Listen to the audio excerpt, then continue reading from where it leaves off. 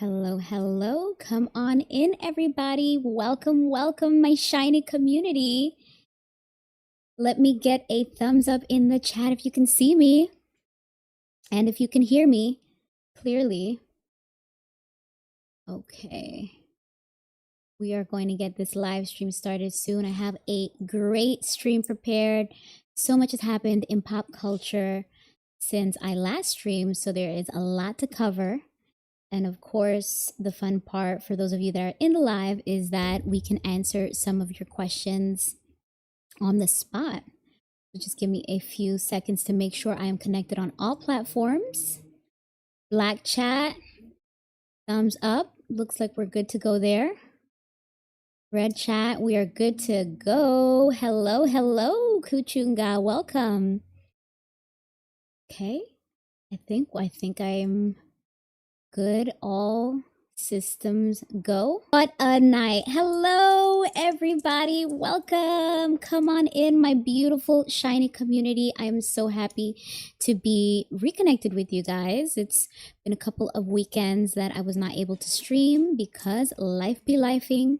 I had to experience some high highs and some low lows, unfortunately, but also fortunately, I am finally here and excited to catch up with you.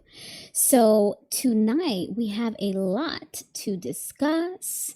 Just a reminder for those of you that will be watching the recording after this live, you will be able to click on the timestamps, jump ahead to any topics that you are most interested in, or watch in 2x speed if you want to enjoy the whole live. And a reminder that these are going to just be brief readings tonight on all the celebrity readings, pop culture topics that we'll be covering. These are not deep dives, but if there is a celebrity question or any particular person that you do wish to see a deep dive on, please make sure you leave a comment so I can add it to my list for a future stream or video. A lot to cover in a live stream. I usually go through many, so that's why we're not able to fill the table too much, but usually we get a nice amount of information. Okay, looks like I am good on all platforms. If at any point my audio drops out or my video, please, you guys just shoot out a comment so that myself or a moderator could resolve it before we waste a lot of time on this stream. Sometimes I'll be talking and then the audio won't even be heard. I'm still relatively new to this live streaming world, and as much as I love it, there have been many hiccups that I've had to overcome. Even tonight, I had to experience some delays because of ongoing technical difficulties, but we are here now and ready to go. Okay, and let's do it. Okay, so tonight I will do readings for some follow-up questions that came in for Taylor Swift. Most of you know that I did a Taylor Swift and Selena reading last month, and now that Taylor Swift has released her album, there are many questions about that, as well as some follow-up questions about Selena, who recently got married to Benny Blanco. Hi, Basma. Welcome. Come on in. It's high vibrational in here. So happy to have you. We're just getting started on these celebrity readings. Feel free to drop any relevant questions of any of the celebrities that we'll be discussing tonight, or any other celebrities that you wish to see readings on in the future. Hi, Nor. Let's see if I'm saying it right. Nor Eterner. Thank you. Thank you for your heart. I appreciate that. Okay, so tonight, doing readings on Taylor Swift, follow up on Selena Gomez. There's rumors of possible cases brewing in the Kardashian world. And then there are two couples that have been filling headlines lately, Blake Lively and Ryan Reynolds, and Ayesha and Steph Curry. We'll be checking what the cards have to say about the future of their marriages. Also, there was a question for the Weeknd. What's going on in the Weeknd's love life? And all that, along with any other follow-up celebrity questions that my shiny viewers asked during this live tonight. For those of you that will watch the replay again, you will be able to find the timestamps below to jump ahead or watch in 2x speed. And for those of you watching this stream live, feel free to send in your celebrity questions. All right, so a lot has happened since I last went live. So before we dive into tonight's readings, let's just recap this past week that was so action-packed in celebrity world. So, of course, as I said at the top of the stream, Taylor Swift dropped her new album on Friday, and to many people's surprise, a lot of the Swifties are not loving it. So tonight we're going to look into how Taylor Swift is taking the backlash of her new album, and also if there's any update on how Travis may be feeling about her current fiance. They are expected to go down the aisle within the next year, one would assume, maybe even sooner, since a lot of the other pop girlies, like Demi, in May of this year, she got married. Selena Gomez just got married a couple weekends ago, and it seems like Taylor is next in line. So we will look to see what the cards have to say about that. Rihanna announced that she gave birth to her daughter, Rocky Irish. I know that this is maybe a couple weeks out, but we have not live streamed in a while. And I just wanted to mention that I predicted that in my Rihanna reading that I did in February of this year. I did see it in the cards that while she was going through that court case with her boyfriend and the father of her children, I believe his name is Rakim, or his rap name is A$AP Rocky. The cards did reveal a Ace of Cups, which energetically I was able to pick up that was going to be a new baby on the way. So congrats again, Rihanna. You finally got the girl that you wanted. That was a beautiful birthday gift. That's around the time that the cards reveal that she was likely expecting, and beautiful to see that full circle moment. Now, last time that I went live, I also answered a question from a viewer that asked about Miley Cyrus, if she was going to do the Super Bowl, and we since have learned that actually Bad Bunny is confirmed for Super Bowl 2026, not Miley, which also aligns with the cards that we saw in that reading. And while he is bringing a lot of pride and joy to Boricuas this summer with the recent culmination of his concert series on the island, another Boricua that celebrated his announcement but is not as beloved, Jennifer Lopez, had fans and spectators responding on her post to him, urging her to stay away from his moment. We did see J-Lo pop up in recent weeks saying that her voice is better suited for Broadway. And she also stepped out this week to promote a new movie. And on the red carpet, she reunited with her ex, Ben Affleck. Apparently, he executive produced it while she starred in it. It sounds like the movie is not doing as well as they expected, considering how much budget they put into it.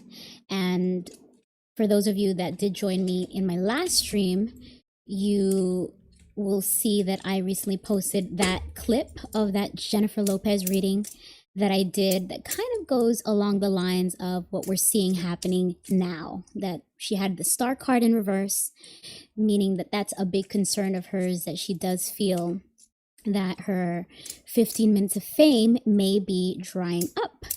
And that is something that she's working really hard to try to stretch. She wants to stay famous and enjoy her star power for as long as possible.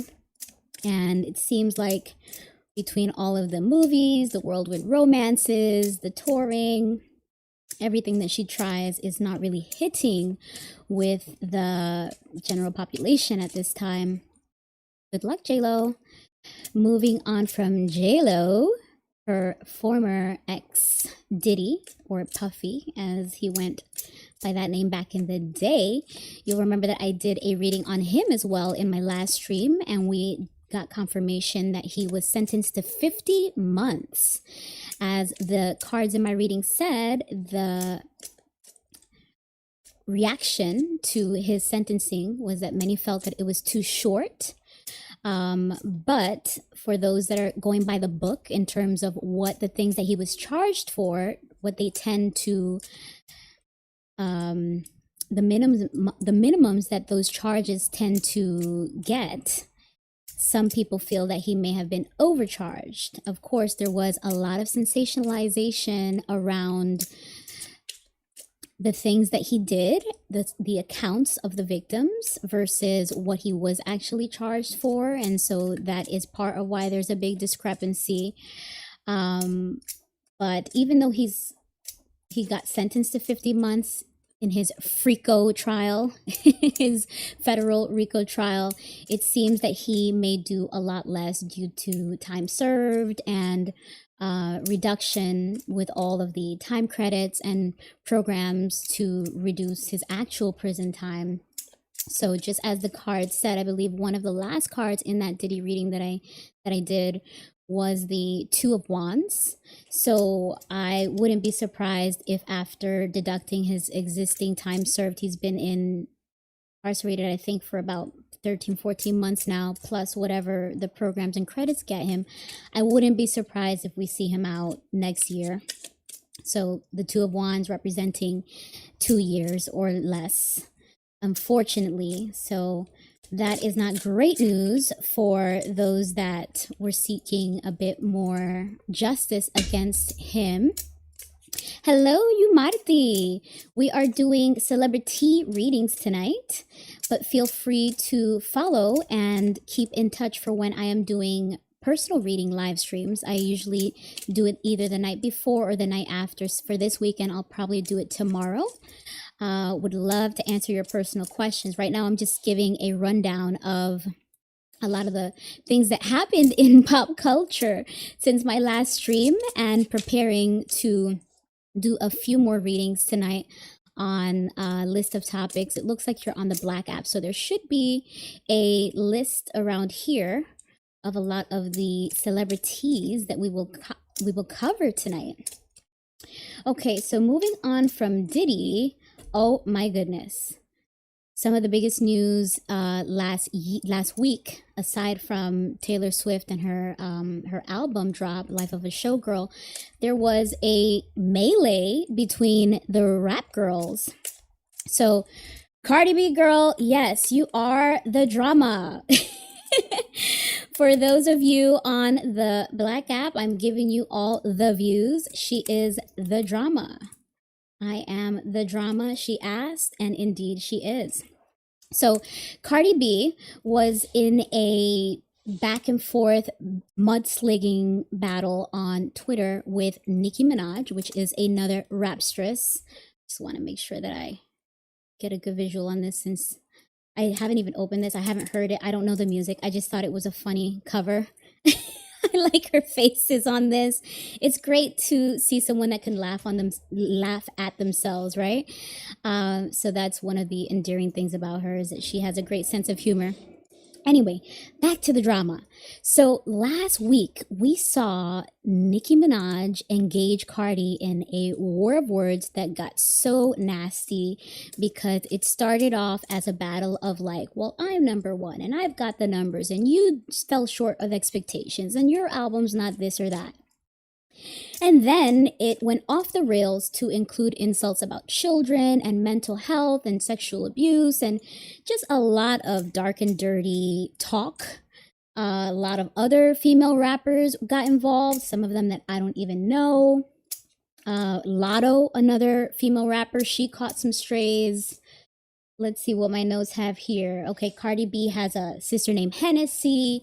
Hennessy was going back and forth with another female rapper whose name is JT.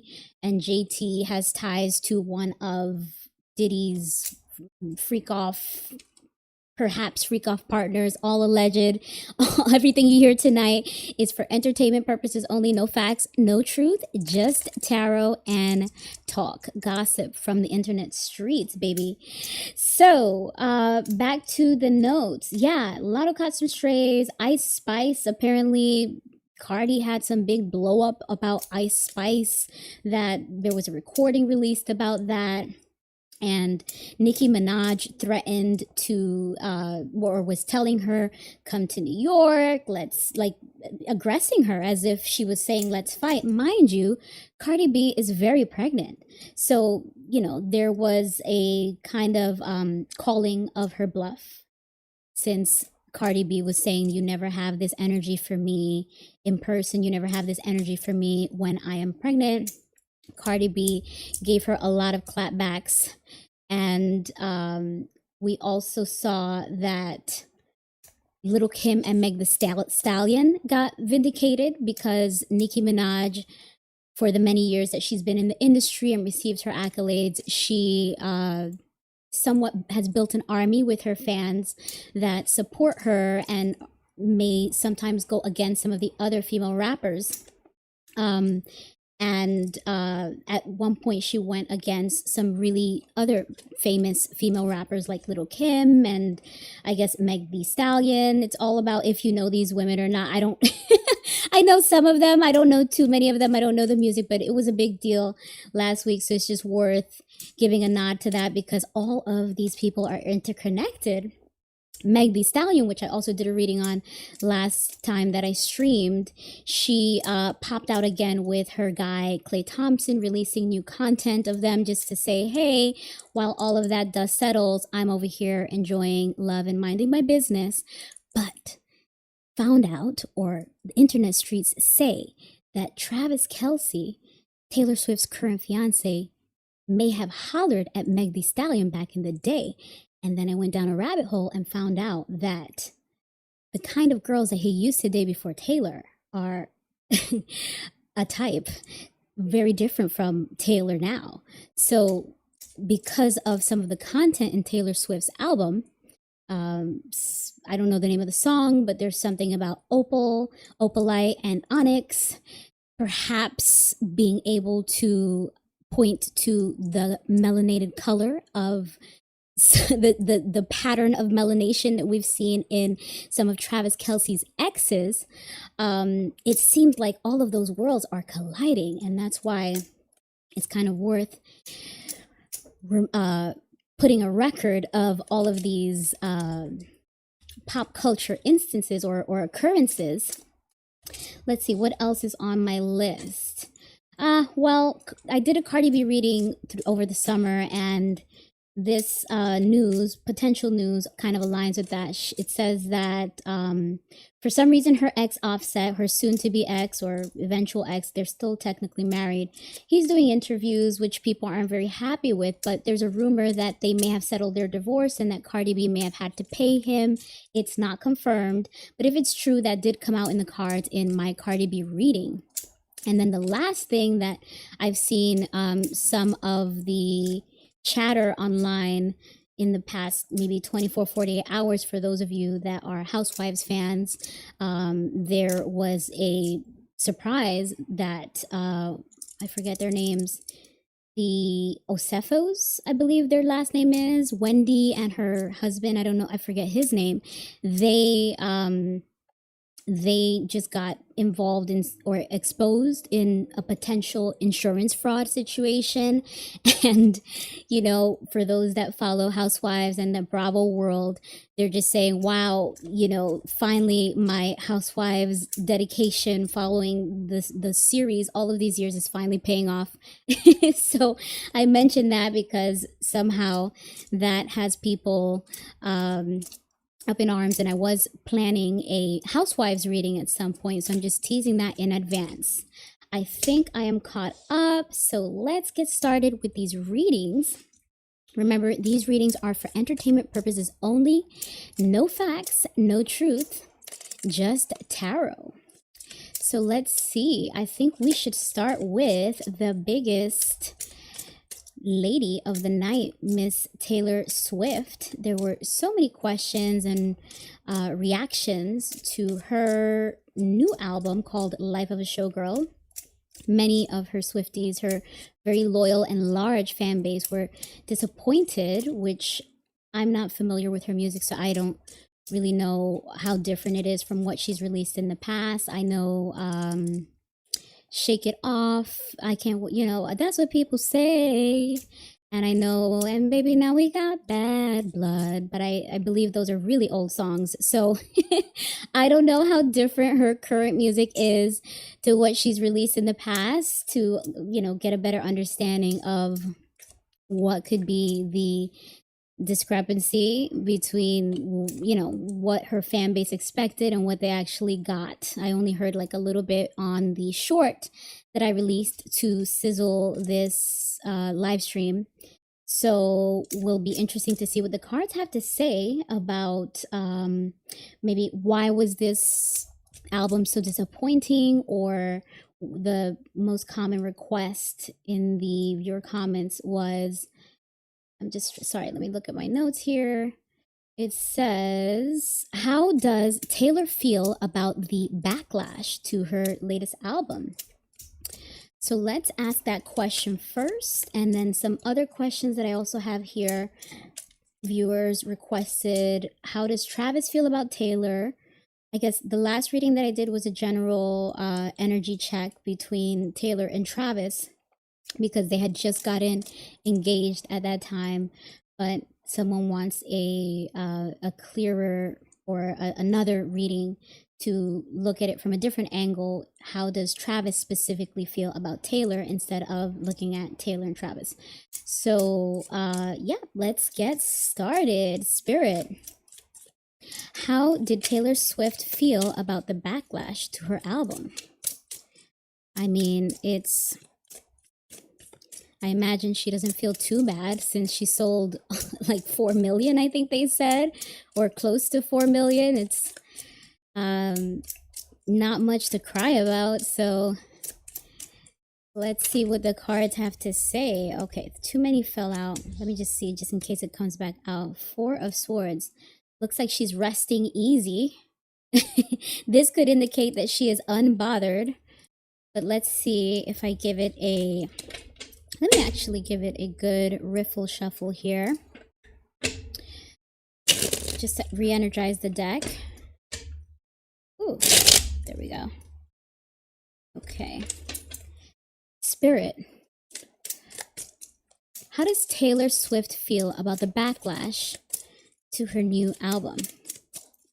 Let's get some cards out here for Taylor Swift's feelings or energy at this time around her new album.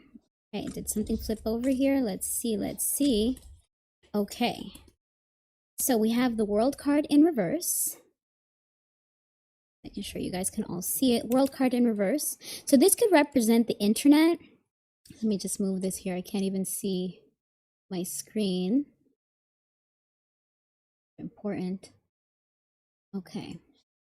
World card in reverse. So she understands that the internet didn't receive it well, but maybe she's just thinking there is like internet world and real world, because real world actually bought the album. Again, she sold about 4 million, so it's not it's very far from a failure. I mean, most albums these days barely can make it past 200,000, much less 1 million. So she is doing excellent, and maybe compartmentalizing the feedback. Like, the internet tends to allow the negativity to be louder than those that maybe are just neutral, or find her music to just be as satisfactory as always. Then we have the Knight of Wands. Wait a second. This could indicate some frustration. This could indicate a scattered energy or a sense of chaos that perhaps Taylor is considering that she may have approached this album too soon. Maybe she could be thinking, gee, if I would have taken a little more time to massage this or finesse this, or, bring out this idea.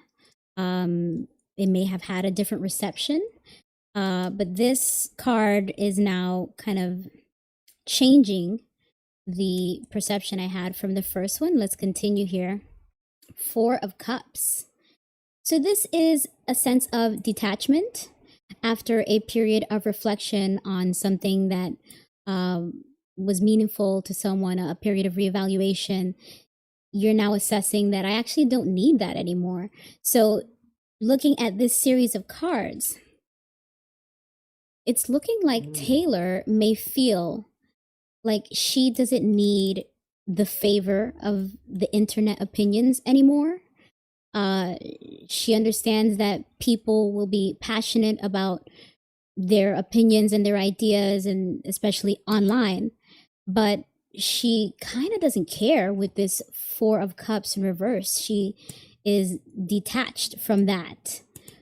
And I wonder if that means that she just threw this album out there to satisfy a requirement for her label. Maybe she just had to get it out there to meet a quota, depending on what her contract is with them. Maybe she has to have a certain amount of albums within a certain amount of time, and so she's like, well, whether they like it or not, I did what I had to do. So she seems to be detached from the aftermath, the blowback, the backlash.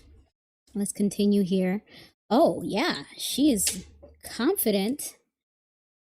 She is saying it with her chest, basically, that she's cool with this album. She loves it. She's confident about it.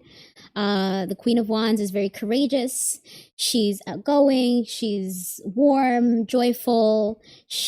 This card indicates that Taylor is very pleased and powering forward, whether people like the album or not. She feels really good about it, according to this Queen of Wands card.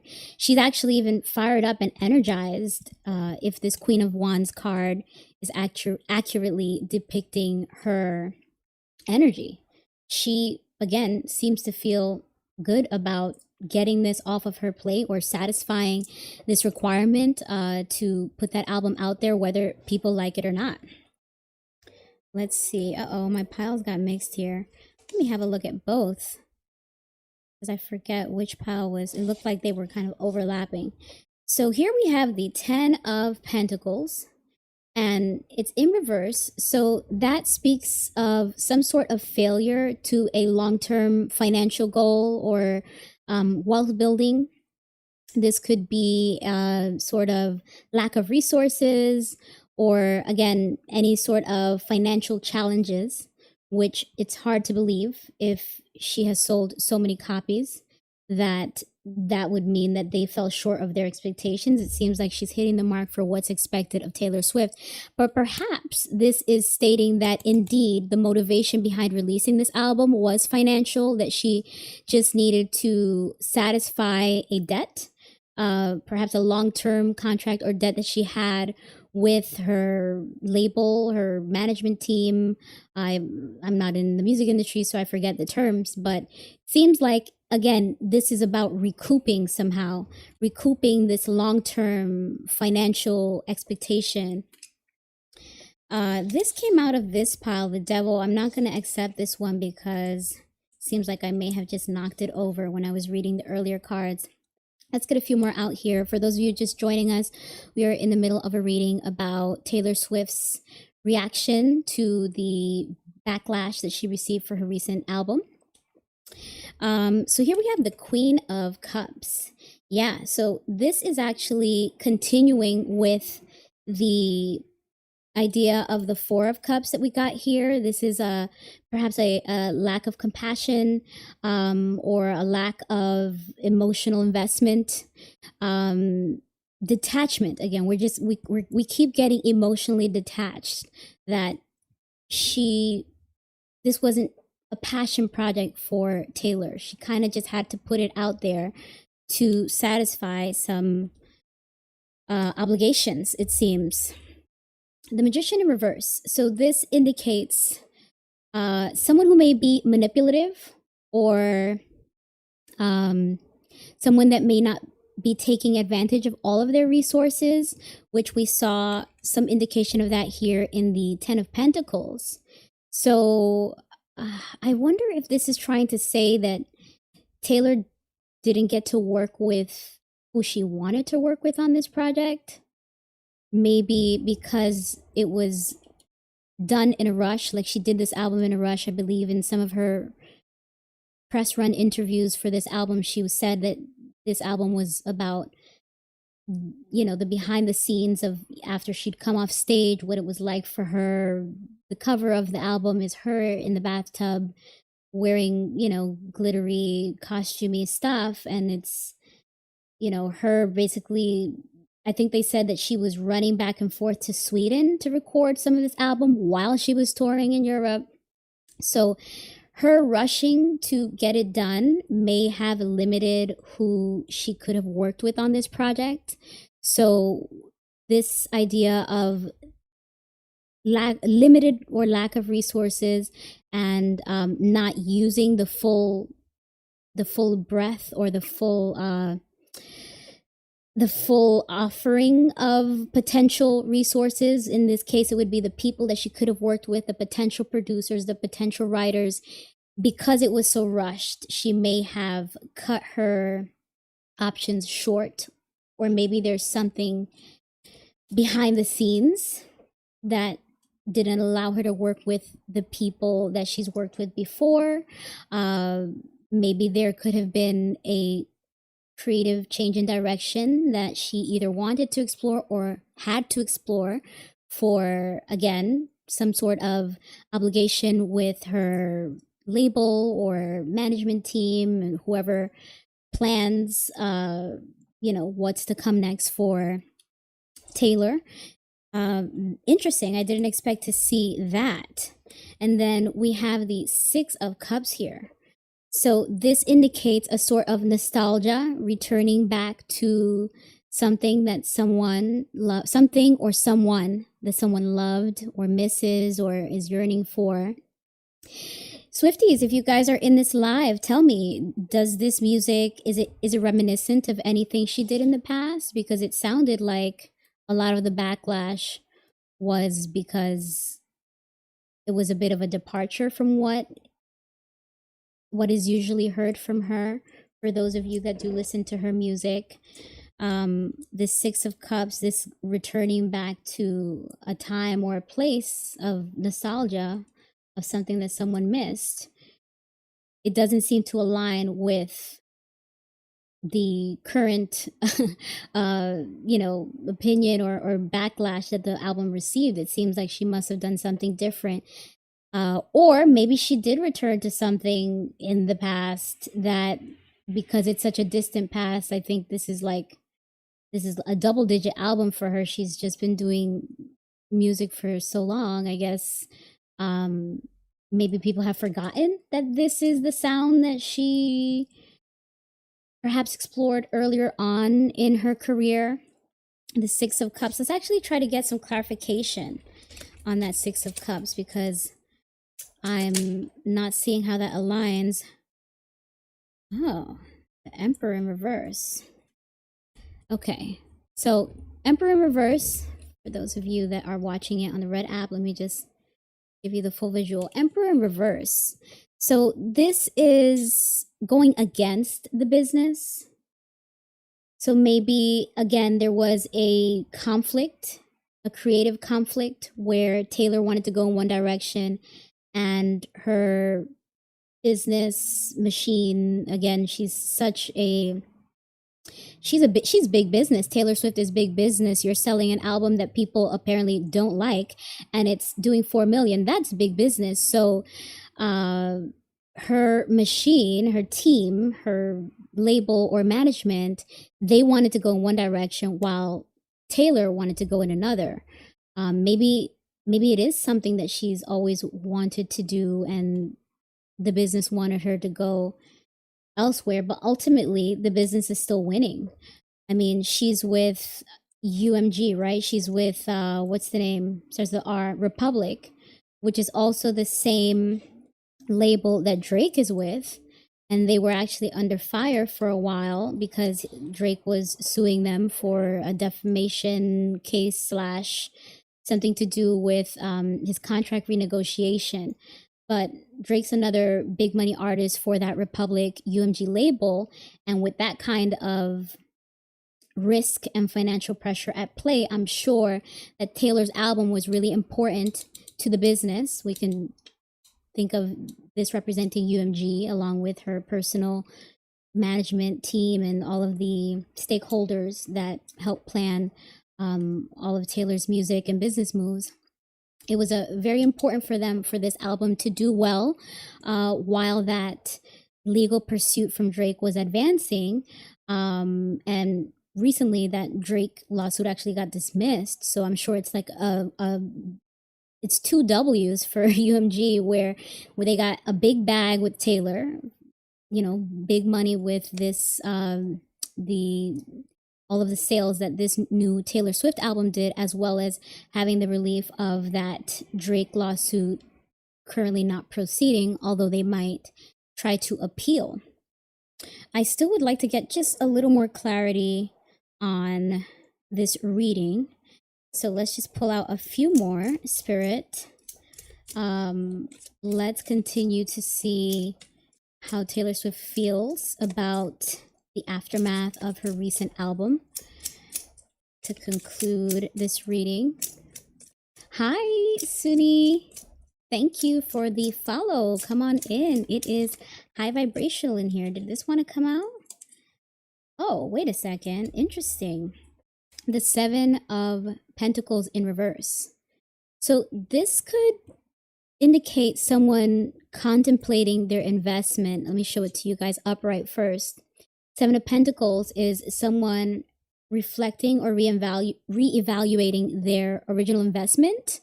And in reverse, it indicates that they feel that there may be something wrong where they may need to make a change in order to get the outcome that they want. Like the investment may not be going as planned. There's some sort of reconsideration, reallocation of budget or funds or investing in Taylor Swift. Interesting. I wonder if that means that because the finances around this album were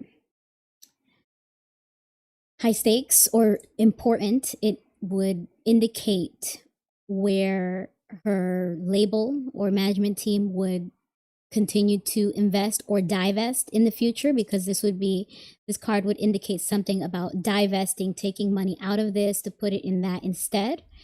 I wonder if that also means that the reception of the album or something to do with the business on the back end that we don't even know about is why she wouldn't tour with the album, because in some of the interviews that she's done, she said touring's not even on her mind, that she's so tired from her recent tours and that she's just releasing the music, and it just so happened to coincide with the time that she announced her engagement.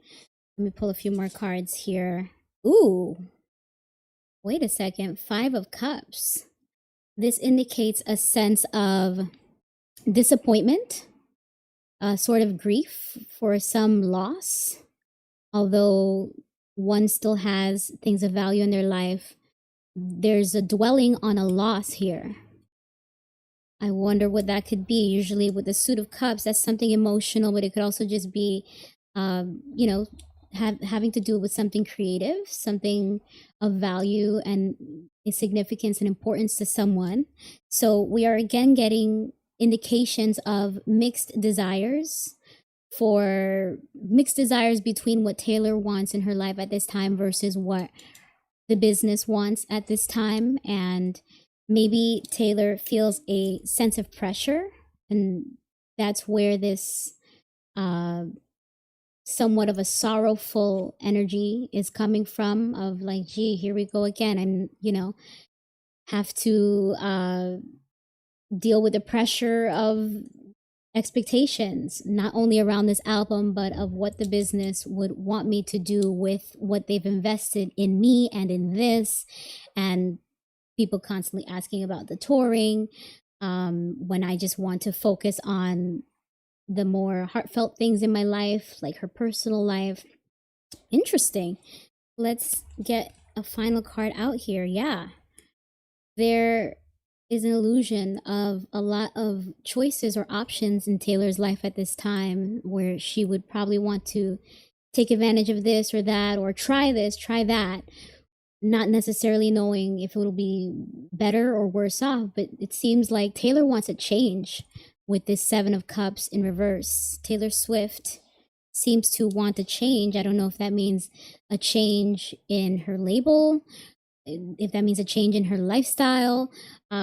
She definitely has been hitting it hard with the music. I mean, the Eras tour and the music and all the versions of the albums that she releases, she's just been on the tip of everyone's tongue for years. So it doesn't seem that she's really taken a break musically. Maybe that is part of this Six of Cups that we saw here, this nostalgia, this longing to return to simpler times, comforting times, a change in priorities that it seems that she would prefer to have, instead of this pressure to keep this business machine pumping, especially since she feels that she's actually satisfied her requirements, her quota, her obligations to the business. But there is some sort of dissatisfaction here still from the people that represent or work with Taylor Swift's business. There is probably a lot of demands and pressure still put on Taylor, while she is likely looking to transition into a different stage in her life. Interesting. Okay, so we'll leave that there. In the future, we can always pull out more cards to do a deeper dive, as you all know, since this is my second reading on Taylor Swift. What do you guys think, Swifties? Did you like the album? Do you think the backlash online is just like a small army of haters that just were really loud this time around? Or do you also see some change, some disappointment in the quality of music or the content of music? I don't really know Taylor's music like that, so I don't know what exactly people were so dissatisfied with. But would be interesting to know what you guys think in the comments. Now, let me look at my notes and switch over to whatever the next topic is. Let's see. Oh, the question here was, how does Taylor really feel about Blake? So Blake Lively. That deserves a deep sigh. Before I dive into that, let me just check in with all the platforms, make sure that I am still visible. I am still... Howdy, ma'am. Nice to be here. Are you live? I am live.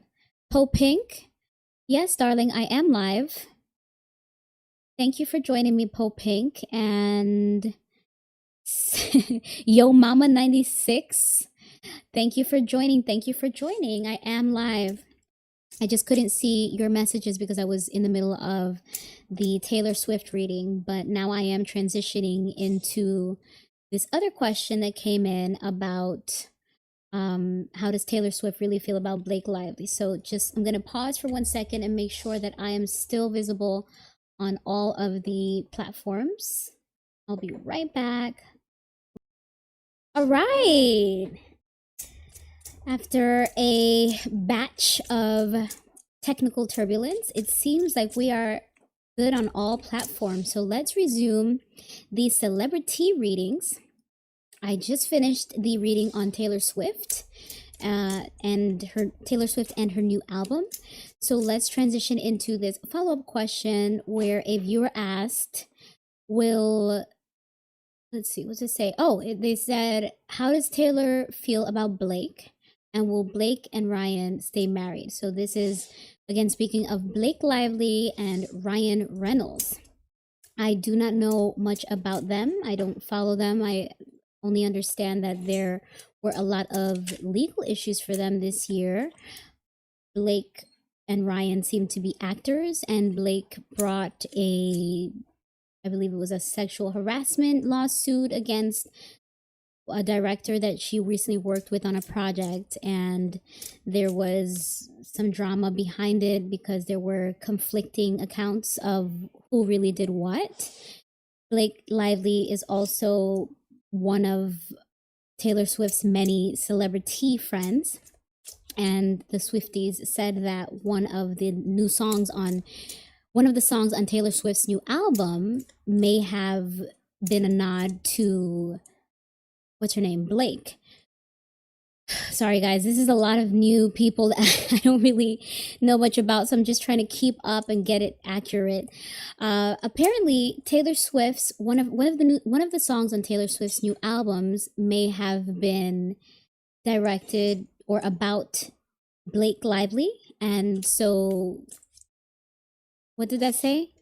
Yes, yes. Thank you for helping in the comments. I really appreciate it. It's a song called Cancelled. And in that song, Taylor Swift alludes to, well, if you're going to be canceled, like, be good at it. Somewhat saying, like, if you're going to be bad, be the best at being bad, like, don't get caught. That's how some of the fans are interpreting it. So that alluded to maybe the relationship between Taylor Swift and Blake Lively maybe being better than the fans first thought, because with all of Blake Lively's legal drama this year, it seems like okay, so let's just take a pause there, because once again, technical difficulties. Let me just check all the platforms. It seems like I just got kicked off of one. I will be right back. All right, we are back again. So as I was saying, I gave a bit of background about Blake Lively, and she's married to Ryan Reynolds, who is also an actor.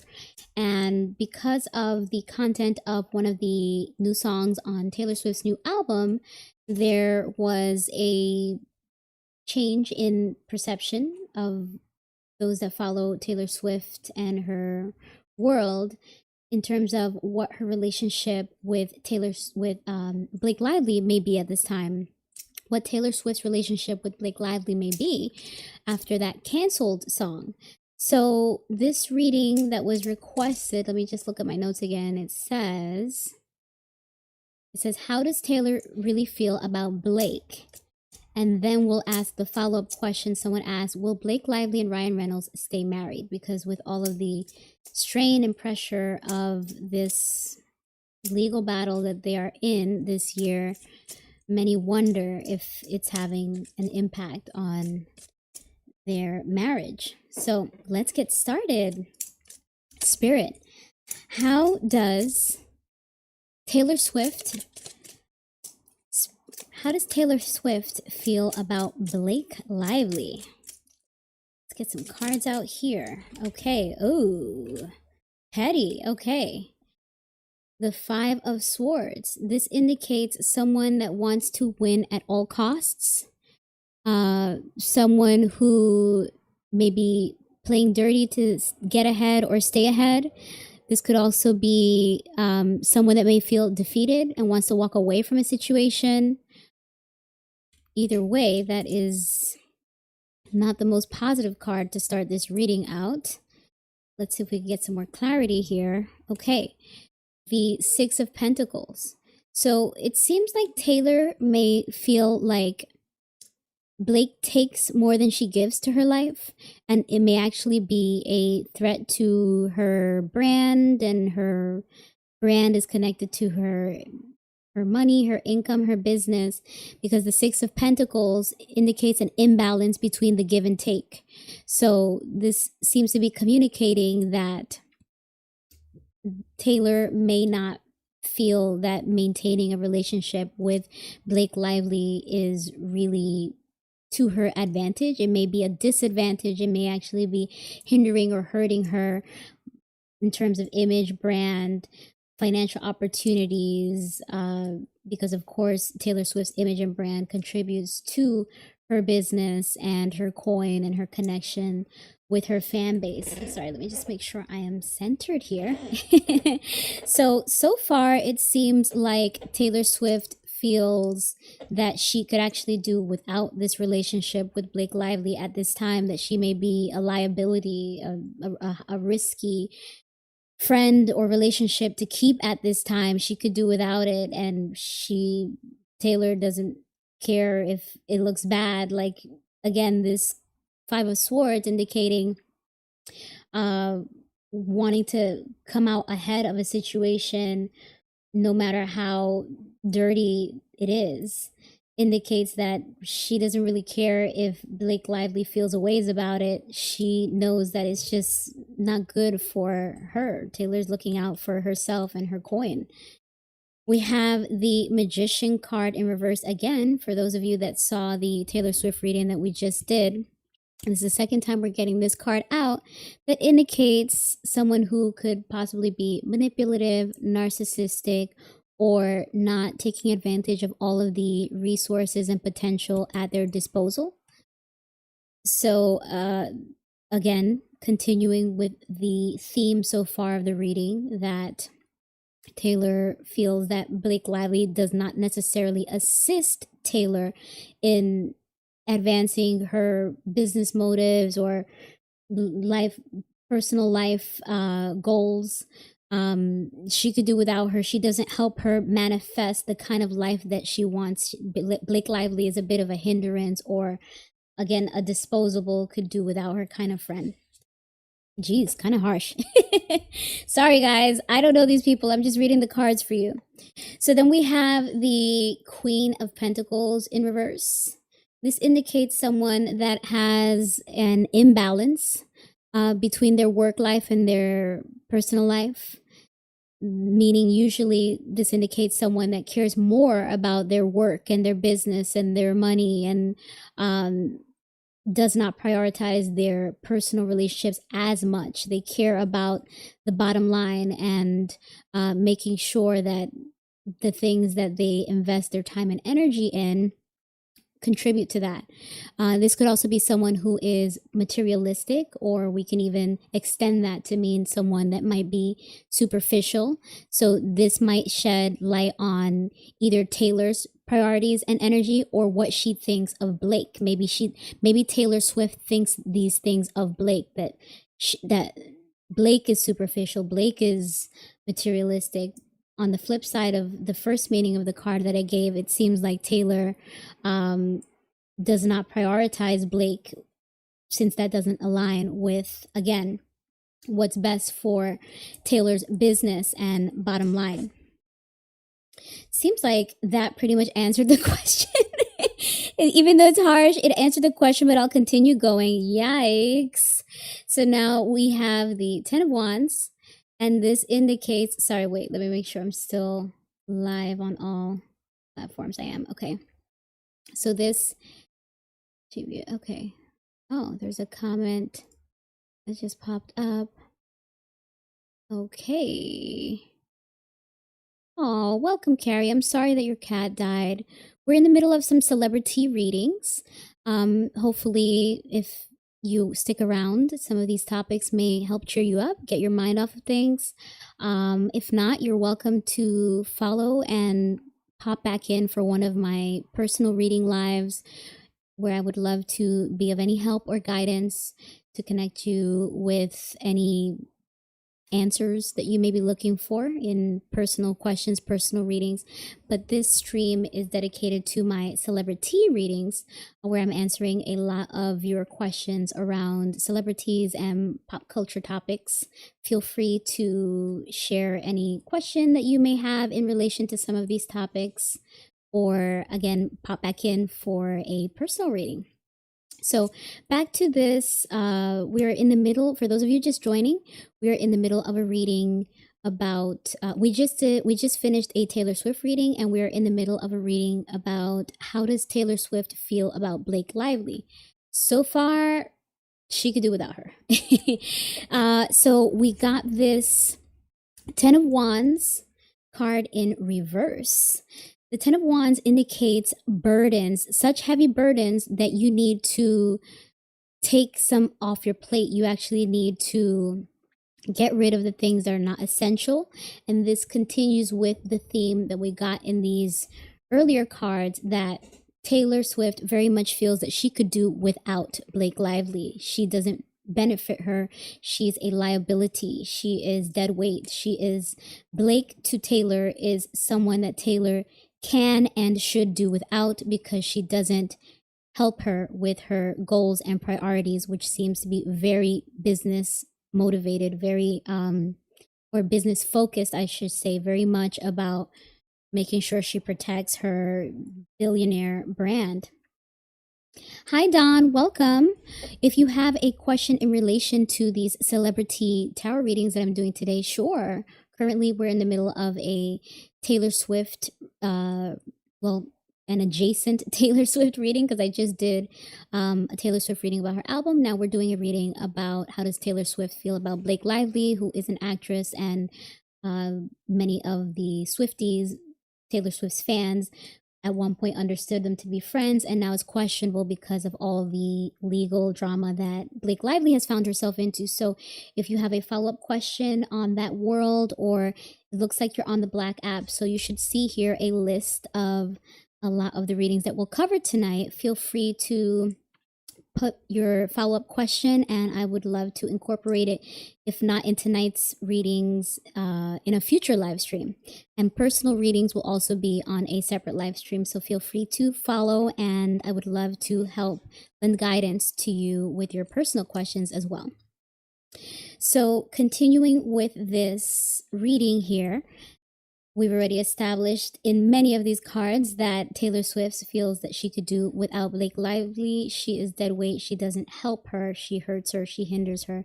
She's a liability, and she is a risk to her coins. Jeez, how many ways can we say the same thing? Once again, 7 of Pentacles reversed indicates that after a period of reevaluation of the time, the effort, the resources that someone invested, in this case, Taylor, reevaluating her relationship with Blake, she is looking to make some changes. She is assessing that this is not working for me. I need to cut the cord, cut the whatever I invested. It's not giving me the output that I would need. That relationship is not worth, what's the word? I wouldn't say salvaging, but just keeping it. Pardon me, my articulation at this time of night is not is not the best, but it seems like this card is indicating that Taylor is fine with burning that bridge because it's not producing the best results for her. The investment that Taylor made in that relationship with Blake is not rewarding for her in the way that she wants or needs at this time.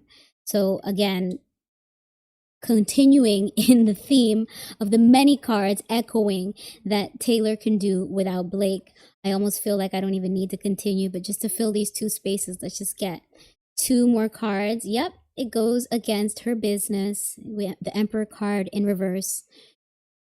Blake is bad for business in Taylor's world, so she is really not interested in keeping that connection, even though she may have mentioned her in that song on the new album. Same thing, guys. 10 of Pentacles reversed. The long-term wealth and goals that Taylor has for herself would be threatened, challenged, or diminished should she retain a relationship with Blake in her mind. I mean, from what she knows, from what she's assessed, she wants no parts of that legal drama, and she doesn't need it. She doesn't want it. She could do without it, but I guess maybe she may mention it for a little jab, a little shade in her album, just to get a little buzz perhaps from these cards. So then the follow-up question to this, as we just concluded this reading on how does Taylor Swift feel about Blake Lively, now let's dive into the question that someone asked. It says, will Blake Lively and Ryan Reynolds stay married? Ryan Reynolds is Blake Lively's husband. They are both actors, and it seems that they are both involved in this lawsuit one way or another. And as we could all imagine, that must put a lot of strain on their relationship. So let's get some cards out here. Spirit, will Blake Lively and Ryan Reynolds stay married? They have a beautiful family, it seemed. I believe they have 4 kids. At some point, they were darlings of Hollywood. People really admired how Ryan Reynolds used to dote on Blake. And I believe I sometimes confuse the Ryans because there's 2 Ryans. There's Ryan Reynolds and then there's the other Ryan, and he's with Eva something something. And they're both actors and they're both relatively attractive, so I tend to forget who's who. But yeah, this Ryan is, I believe this Ryan is the Deadpool Ryan. So Blake Lively, I don't know any of what she's been in. Ryan Reynolds, he's more familiar, so it seems like there's a lot at stake in terms of their brands, the same way Taylor Swift and Blake Lively, or Taylor Swift in that previous reading was very concerned about her brand and her bottom line. I'm sure Blake's husband, Ryan Reynolds, is also worried about how would this affect his finances and his job prospects while they are both currently working actors in Hollywood. So this is the first card in the reading where we're asking, will Blake Lively and Ryan Reynolds stay married? We have the 2 of Wands, which indicates someone preparing, making plans. Not clear as yet if that means making plans to divorce, preparing for worst case scenario, or it could be just making plans to stay afloat, to weather the storm, since they are both in the eye of the storm, kind of in the thick of it with all of the legal pursuits that they're currently in the middle of. Let's get some more clarification on that. Ace of Cups, that's actually positive. Ace of Cups indicates that the cup overflows with emotion. So maybe they still have a lot of love for each other. Maybe they are thinking of bringing another child. Maybe they are planning another project. Since we did get this planning, maybe since it's followed up with this Ace of Cups, they may be planning on pouring themselves into another passion project, another, I guess, movie, or I don't know if they do shows as well, perhaps to distract from all that they're experiencing. It seems like they're trying to stay busy, to stay ahead of all of the negative press and downward reputation that they've generated from this legal drama controversy that they're in. So far, does not look like they would separate anytime soon. They're trying to, oh, wait a second, the devil. So that indicates that there may be bad influences or attachments.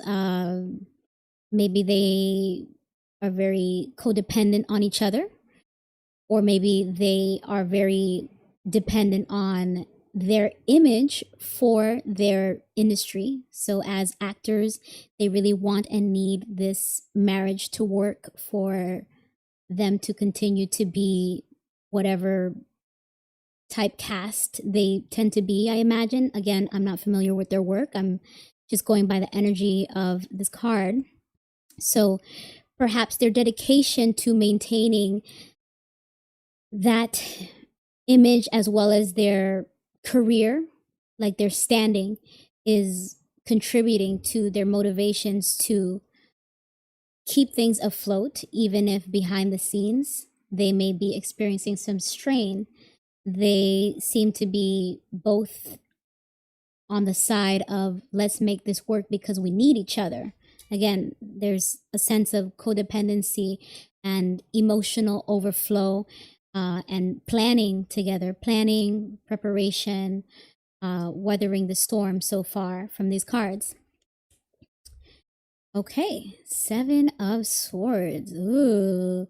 So this indicates a sense of deceitfulness, theft, dishonesty, sneaky behavior. So maybe between the two of them, either they know each other's secrets and they're stronger together. They're able to kind of, you scratch my back, I scratch yours. again, lending itself to reinforcing this idea of codependency. Or it could be one of them having a secret that they're hiding from the other. Let's see where this is going. Uh-oh. We have, the Ace of Pentacles reversed. So this indicates a lost opportunity. So this could be like a financial failure, a missed opportunity financially, general financial conflicts. So this is an additional layer to what I was saying about how they need each other to sustain their image and opportunities in their industry, in their career as actors, because it could contribute to financial loss. And this could also be saying that because they are in a situation where they may be bleeding money by not seeing as much interest or output from their current projects, they are very concerned about where things are going for them, and more reason for them to be codependent at this time and try to stick together. This Page of Swords. This is the energy of someone that is very curious, talkative, energized, has a thirst for knowledge. This is new ideas, a messenger. I wonder if this is them kind of game planning again, as we saw in this Two of Wands, that this is someone that is helping create a certain image and persona for them. Think of this as someone that could be putting PR out there, because since this is a messenger, it's like there's a certain message or a certain image that they want to portray and put out there at this time that they are facing so much scrutiny and negativity on their reputation. So their efforts in staying together contributes to the PR goal of trying to stay afloat in their industries and salvage whatever they can of both their job prospects as well as their finances. So this kind of indicates that it's too expensive to split up. We have to stay together and keep up a good front, a strong front. Keep up a good front or a strong front. I don't know. I forget how the phrase goes. This could also be someone coming to share some news, like shed some light on something, because let's not forget that we did get this Seven of Swords card about possibly a secret, a deception, something that someone doesn't know about the other, or that they've done something that they have done that the world doesn't know about them. This could even be saying that might come to light. But since we were asking about the energy between them, this seems to be maybe their goals are to keep up a good front as a strong and happy couple, pouring themselves into their projects, particularly new projects, to help distract from all that they're experiencing. Ten of Pentacles in reverse. This has come out in every reading that we've had tonight. So this is, again, indicating the concerns or the priorities of long-term wealth, long-term opportunities, long-term stability. How does this affect our resources, our family, our stability? Since it's in reverse, things are not going well. This indicates financial failures and a lack of resources. When I say they, I'm speaking of Blake Lively and Ryan Reynolds, for those of you just joining. We're in the middle of a reading about if they will stay together. And it seems like they have a lot of financial strain on them at this time. And the cards indicate that they believe that they actually have to stay together at this time to try to weather this storm, to try to save whatever opportunities, particularly any financial resources they have, because they're already experiencing loss, both financially and in terms of opportunities, or in terms of their brand and how far that could get them. So let's continue here. We have, I should have probably shuffled, because I feel like we're getting too many repeat cards from the previous reading, but energetically it does feel like it applies here too. The Seven of Pentacles. So this is reevaluating how much someone has invested in something and using that information to change the plan, because so far things are not working.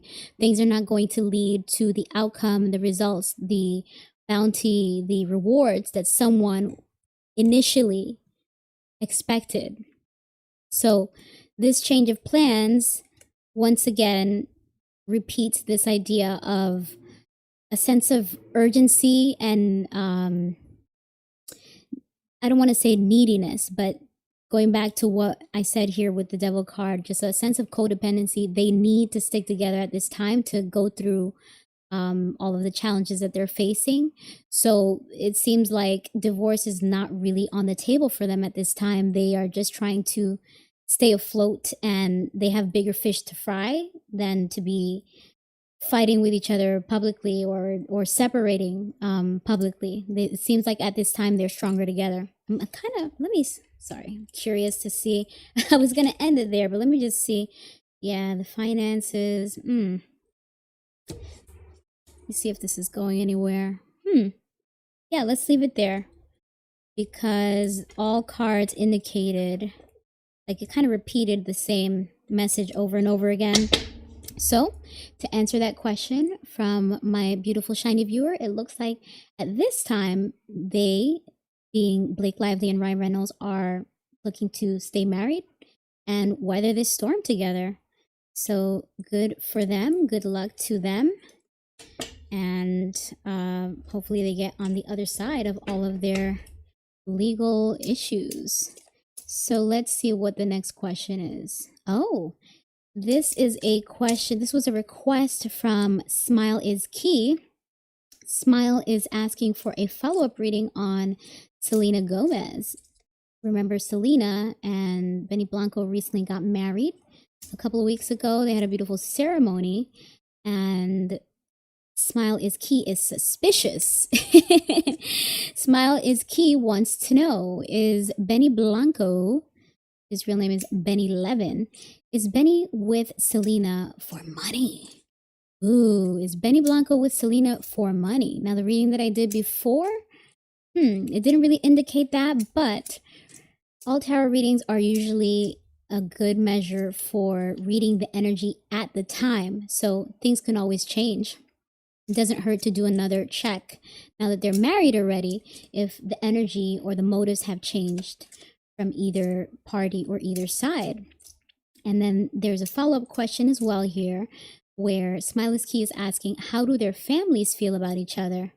And there was, and I still have that question that said, is Demi Lovato on Ozempic? I didn't get to that when I did my Demi Lovato reading before. Let's see if I can slip it in this time around. Okay, Spirit, is Benny Blanco with Selena Gomez for money? Let's see. Actually, let me do a riffle shuffle here, since we did quite a few readings with the deck thus far. Just want to really refresh it with some energy. Okay, one more. Okay.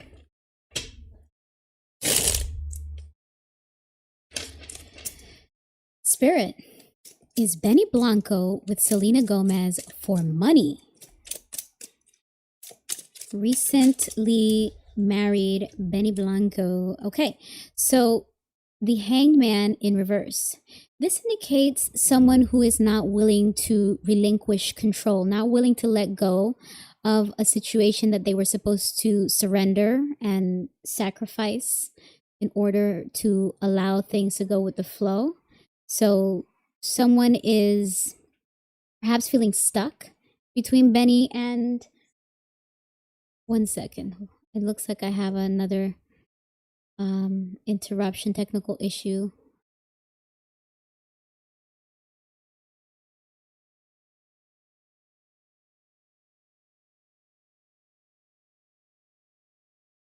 Okay, back after another technical difficulty. So the Hangman in reverse indicates someone not willing to let go of control. They haven't done a necessary sacrifice in order to allow the natural flow or the natural progress of events, or something in related to, sorry, not again. Looks like I'm frozen on one of the platforms. Can I get a thumbs up in all of the chats to confirm? The red app, the black app, purple app. Is everyone able to see me? Let's see.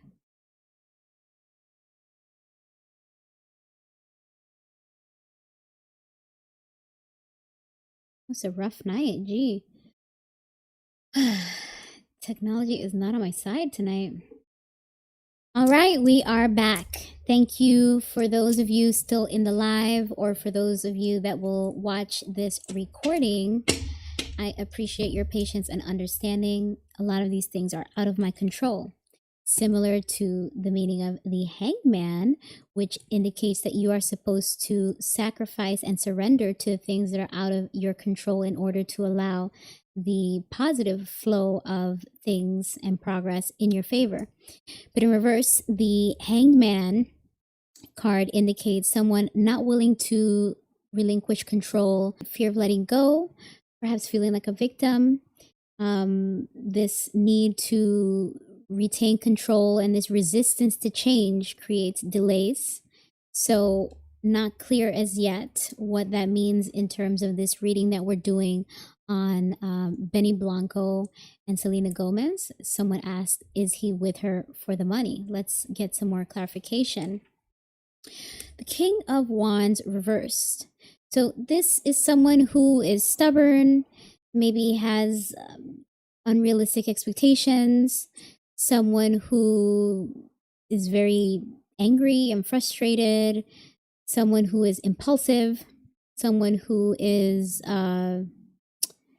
reckless and maybe even ruthless. So willing to do anything at any cost to get what they want. Yikes. I wonder if that is reflective of a part of his personality that obviously we don't know about. In the public, they seem very sweet together, Selena Gomez and Benny Blanco. Maybe there are some controlling ways he may have behind the scenes that we don't know about, or maybe this is someone else in their life that may be a bad influence, that may be pushing a motive in that relationship. Like maybe Benny doesn't necessarily on his own accord have a target on Selena Gomez's money, but maybe someone in his world, in his network, may be encouraging him, putting a sort of a bad influence on him to actually try to take advantage of a situation the way the King of Wands in reverse would. Yikes. Let's get more information. Injustice. We have the Justice card in reverse. And usually in this kind of reading, when we see injustice, that means that someone may feel like they deserve something to balance things out.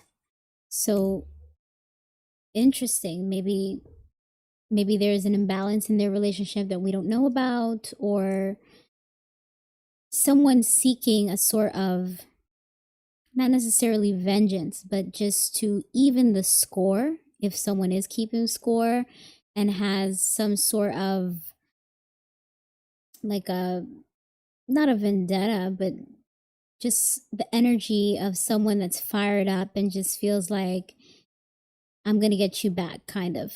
That's what I'm getting between those two cards. Someone controlling, someone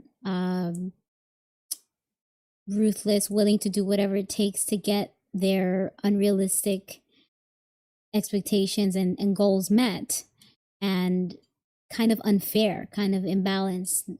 There's a lot of injustice in that situation somehow. Let's clarify where this reading is going. Okay, we have the Seven of Wands, which indicates attacks that someone must defend themselves against or protect themselves against. This is someone that is on a pedestal or has reached certain heights in their life, either through accomplishments in their career or other areas of their life, that someone is trying to knock them off of that pedestal. And in a reading where we're asking if this newlywed is interested in his wife. I'm sorry, I'm so used to saying like engaged and fiance, but now that they're married, I'm trying to adapt to the language. It's husband and wife. If this husband is going after the wife's money, in this case it's Benny Blanco and Selena Gomez, the cards have not been positive so far, which I'm very surprised about. So maybe there's more conflict behind the scenes than we know of with this idea of attacks and one of them needing to defend themselves from the other. Let's get more information. It's kind of throwing me off that things are kind of going in that direction. Four of Cups. So this is someone that is taking a moment to reevaluate a relationship, to see how much value it really has in their lives. So since we asked if Benny Blanco is after Selena Gomez's money, maybe he is taking a moment to see what can I get out of this to balance things out, to even things out, to make this worth my while, this moment of reevaluation, and possibly even overlooking something else of value.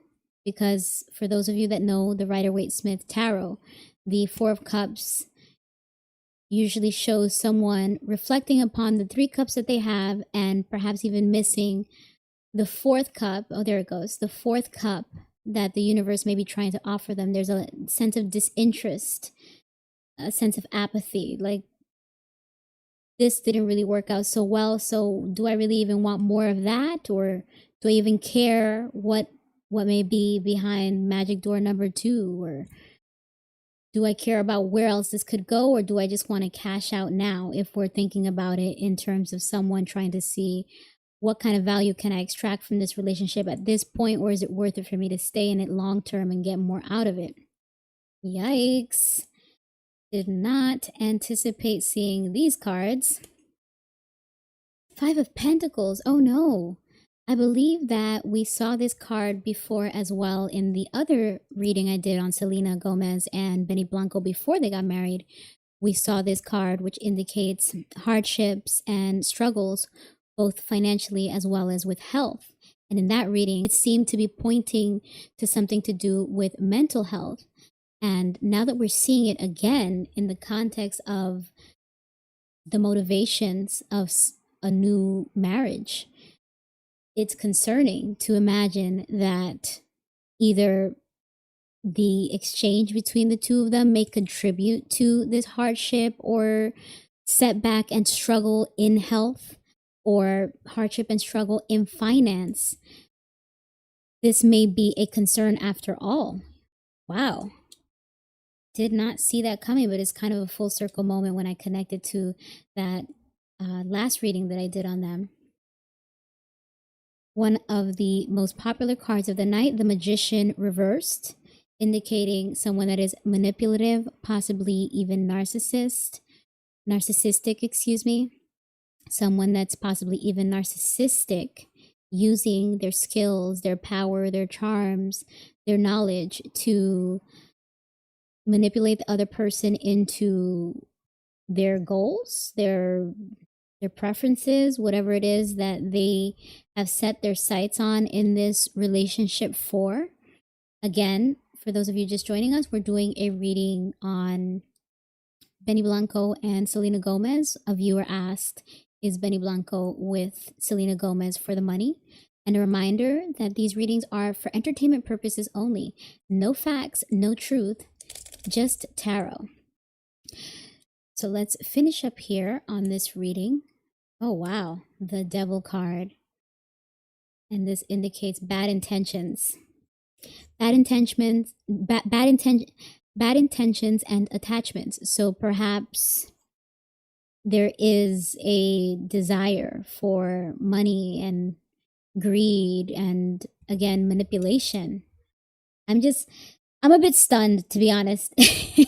I didn't expect to see any of these cards because he seems like Benny Levin is his real name, but he goes by Benny Blanco. He seems like a really sweet and doting boyfriend that genuinely just loves to be with Selena.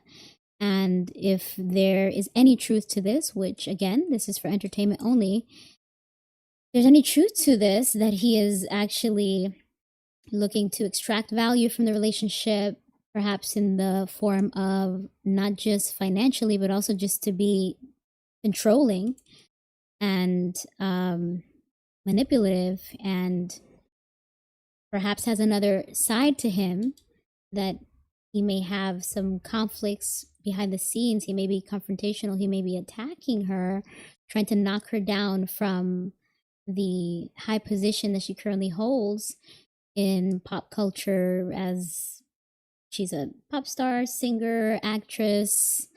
I believe she had the biggest following on social media, one of those platforms. So she's kind of a big deal. And if he hooked himself into her to try to take advantage and harvest things from her, then that is sad to hear, especially for the Selena-ators. Selenators. I don't know how her fan base is called something like that. I hope that's not true.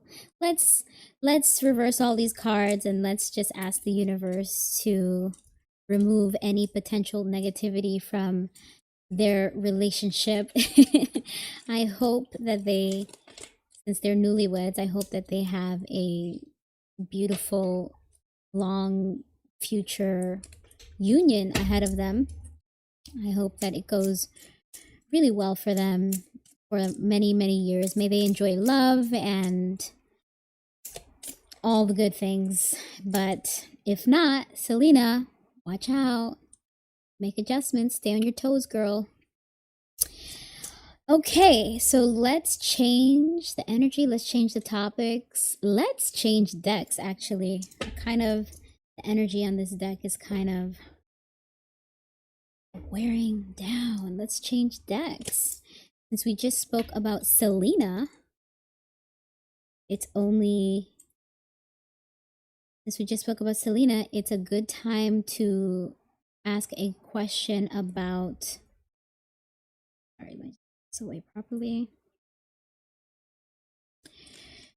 Since we just did a reading on Selena, it is a good time to switch to a, okay. My live is paused again.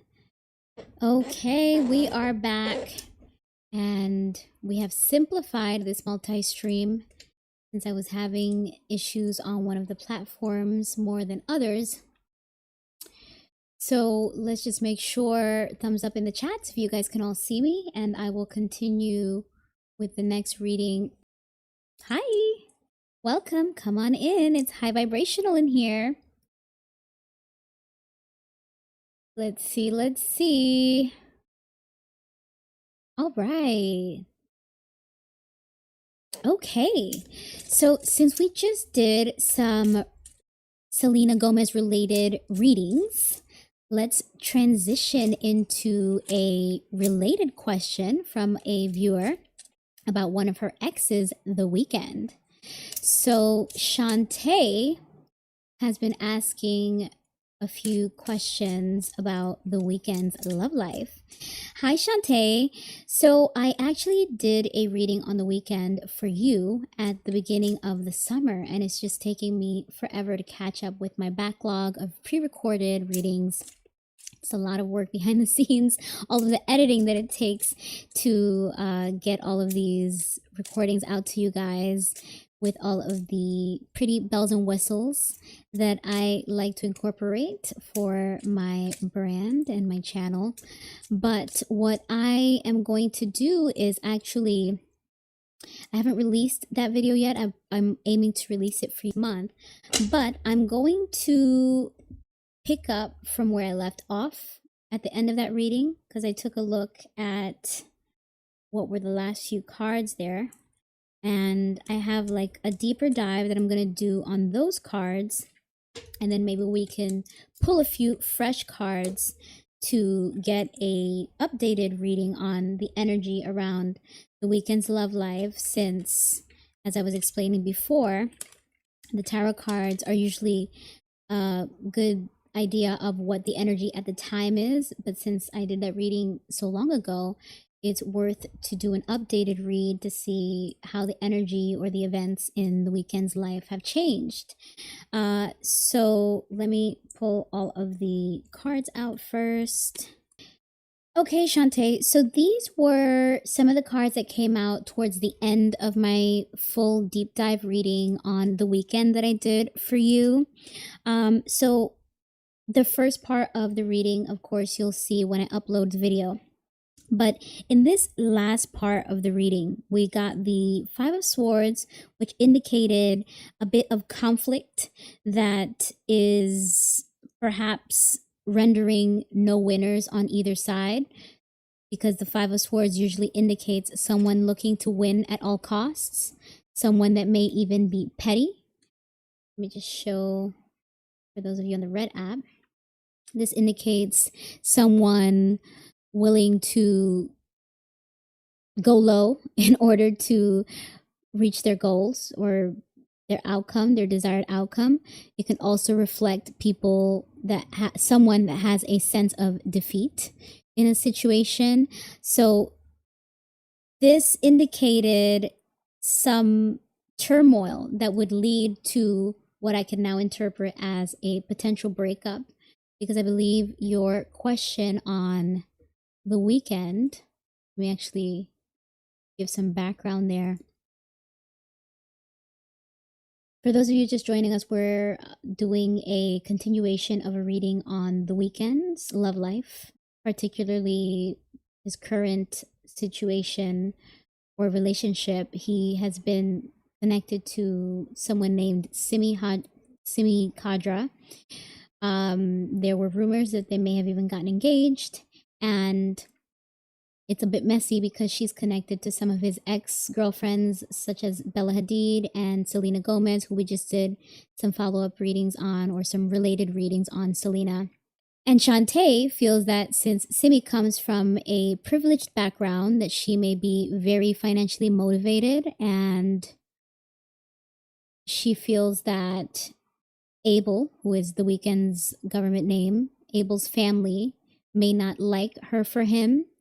So Shantae is curious to know if the Weeknd will leave Simi, and who is the Weeknd's true love. Will he find love with a Taurus? Will he find love with a woman who is more business oriented, a good business mogul? Those are the words that I'm seeing here in my notes. And just reading through here. Is he going to get a new girlfriend? Right. I think I covered all of the questions. It was like a paragraph that I'm trying to kind of truncate and narrow it down to just a simple question that the tarot cards can answer. So bringing it back to this, Shantae, since you did ask, will he leave her very soon?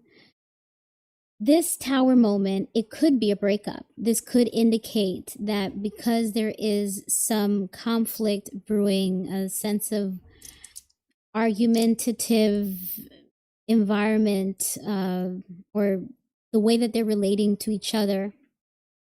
It could be around wedding planning. It could be about them being on two different pages in terms of where they want their relationship to go.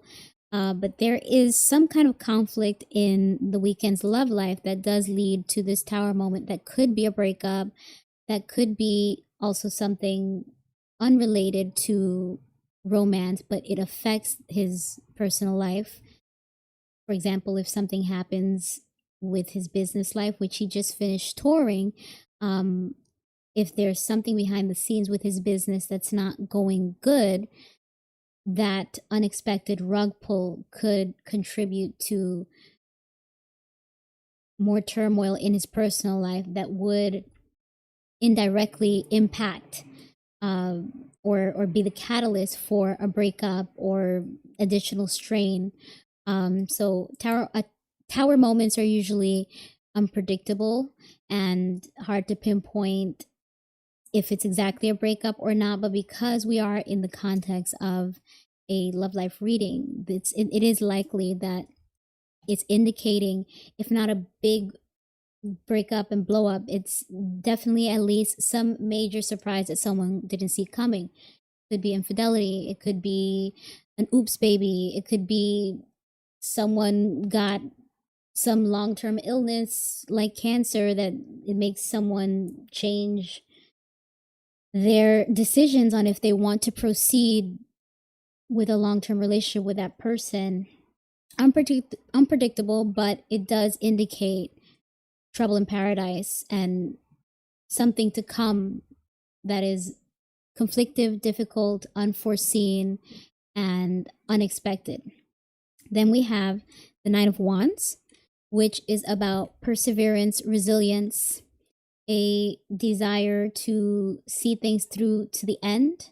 And it's just a matter of enduring a very difficult stage, enduring attacks, enduring uncertainty, overcoming any sort of battles, because this Nine of Wands card is visualizing the wounded warrior, and it's about withstanding those difficulties and battles in order to make it to the end. In the tarot, the Nine of Wands is just one step away from getting to the end of some life experience, which ironically was followed naturally by the Ten of Wands. When you watch the video, you'll see that this came out as I was shuffling. The Ten of Wands indicates a sense of heavy burdens, and it indicates that someone may be contemplating if they really want to continue or repeat an experience with someone. In this case, since this is a relationship reading, because something's a heavy burden, because it may be very difficult to keep this relationship afloat, the Weeknd or Simi may be considering, do I really want this to be my future wife or my long-term relationship? Is it worth it for me to stay in this relationship? Should I continue to invest in this? Or should I just cut my losses now because this is too much work? This is too much of a burden on me. This relationship is cumbersome and there's not much ease. There's not much joy. Things have gotten intense. The Suit of Wands, it's about passion. So while there's a lot of passion and intensity, it could also, that passion could be going in the wrong direction. In terms of passion has a positive version where it's whirlwind, romantic, doing it big in that sense of gestures of love and all. But passion could also be arguments and frustrations and big conflicts and just less ease, more burdens in a relationship. So this would indicate that someone in that relationship between the Weeknd, and in this case it would be Simi if he is still with her, or whoever he's with at this time, there may be some element of contemplation if it's worth it to keep this going. Then we have the Three of Cups, which indicates a time of socializing and celebration. So there may be a desire to get back to a lighter time. There may be a desire to explore one's options socially. When we do see the three in the tarot, especially the Three of Cups, the emotional suit, this could even indicate a third wheel, which I did mention that when I was breaking down my interpretation of the Tower. It could indicate that someone prefers to move on with a new or a different love interest. There may be a third person involved, a different person that someone in this relationship would prefer to move on with. I have more fun with her. It's more light. I want a fresh start. This previous relationship has gotten too heavy, too intense. It's too much conflict. It's too much conflict. It's too much battle. And while this person found out about the infidelity and they wanted to try to make it work and keep it afloat, This card indicates that whoever engaged in infidelity and explored their options or brought in a third party, they would prefer to continue in that direction than to revisit this cumbersome relationship, this conflictive, heavy, burdensome relationship. And it concludes with this Ace of Cups, which in the original reading that I did for the Weeknd, I interpreted it as them maybe making it work, making it to the end of things and deciding to have a baby or get married. But since I am now interpreting it with new energy, it seems like this would more likely be pointing to new love, not a revival of existing love. It seems like this is a fresh start with someone new, since that is the energy that I got from this Three of Cups, that someone would rather, again, continue with their extracurricular affairs. So to answer your question, it does seem like there may be, unfortunately, a breakup and some undesirable outcomes in that relationship for those that are involved. But for you as a fan, maybe it sounds like this is what you were hoping for, that he would find new love. And with the Ace of Cups, it also indicates that whatever this new emotional connection is, it's very fulfilling. It fills his cup. It's an even better connection than whatever he had before that was so stressful. So if this is true, because again, this reading is for entertainment purposes only, no facts, no truth, just tarot. If this reading has any truth to it, they are either already nearing this time of difficulty and conflict in their relationship, or this may come in the future. And ultimately, the Weeknd, Abel, would end up with someone else. Now, this was another row of clarifiers that I had at the end of that reading, because originally, at the time, I didn't really get much clarity on what I was asking, but I'm going to reinterpret the cards now with this Two of Pentacles, or in this deck, they call it a Two of Globes. Aren't these cards pretty? I love holograms. So this Two of Globes indicating balancing or doing a juggling act between two or more things of value. So if this represents the Weeknd, he may be, again, entertaining both his current relationship as well as a new relationship at the same time, and weighing them both to decide which one would I prefer to move forward with. This Queen of Cups card in this deck, it's called the Sovereign of Cups. This came out in reverse. This Queen of Cups card could indicate a lack of emotional availability, a lack of compassion. This may be, again, reflective of the Weeknd's energy, kind of acting in his best interest, in his self-interest, not necessarily filling the cups of others, but filling his own cup, because he may be fed up and done with what seems to be toxicity or conflict at the very least. Then we have the Hangman in reverse. This indicates someone that's not willing to let go of control, or they may feel like they are a victim of some circumstance.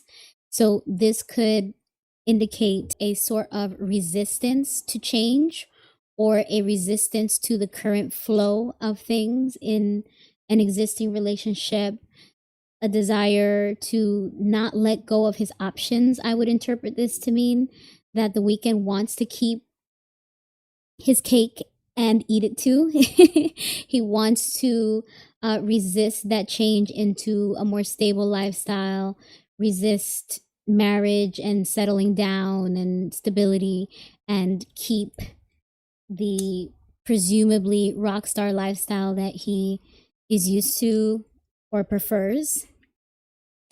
And we have the Hierophant, which indicates a... Okay, let's see if I could wrap up this reading on the Weeknd. I was in the middle of explaining the Hierophant card. So the Hierophant indicates someone that seeks tradition, religion, some sort of conformity to a community, a belief system, rules, structure. But in this sense, it could also represent marriage, the idea of conforming to a marriage. And since it follows this hanged, was it upright, I believe? Yes, I believe it was in the reverse position in the reading that I did on the weekend. The Hanged Man reversed indicates a sense of resistance against change, or resistance against relinquishing control, releasing control. So there is a resistance to marriage, which I already interpreted earlier on in these cards. So there's a resistance to marriage, and this Nine of Pentacles reversed card indicates that there is something to do with one's spending. Perhaps there is some reckless spending or some concerns around spending. Someone would prefer to, or someone being, in this case, the Weeknd, may prefer to enjoy his luxurious lifestyle to himself, and he's concerned about how a marriage would impact that, impact his finances, impact his freedom to spend on whatever kind of lifestyle he usually enjoys. He feels that conforming to a marriage would impact that negatively. And so if he's currently in a stage of his life where he enjoys spending recklessly or irresponsibly, as this card indicates, he doesn't want anyone or anything such as a marriage in his life to impact that. He probably wants to conserve both his finances as well as his freedom to spend as he wants, as materialistically, as indulgently as he wants, without having to be considerate to others, or again, just general concern for what it means to marry someone financially when you are a brand or a artist of such value as the Weeknd is. So to answer your next question, you said, will he find true love with a woman who is a business mogul? So that may be something that we should visit in another reading once we hear any updates on where he stands with his current relationship, because we don't even know if he is still with Simi. he may have already broken up with her, and at that point we can do an energy check on where he stands in his love life. Is he pursuing new love? Is he still contemplating going back and forth with her? Maybe he's not done with her.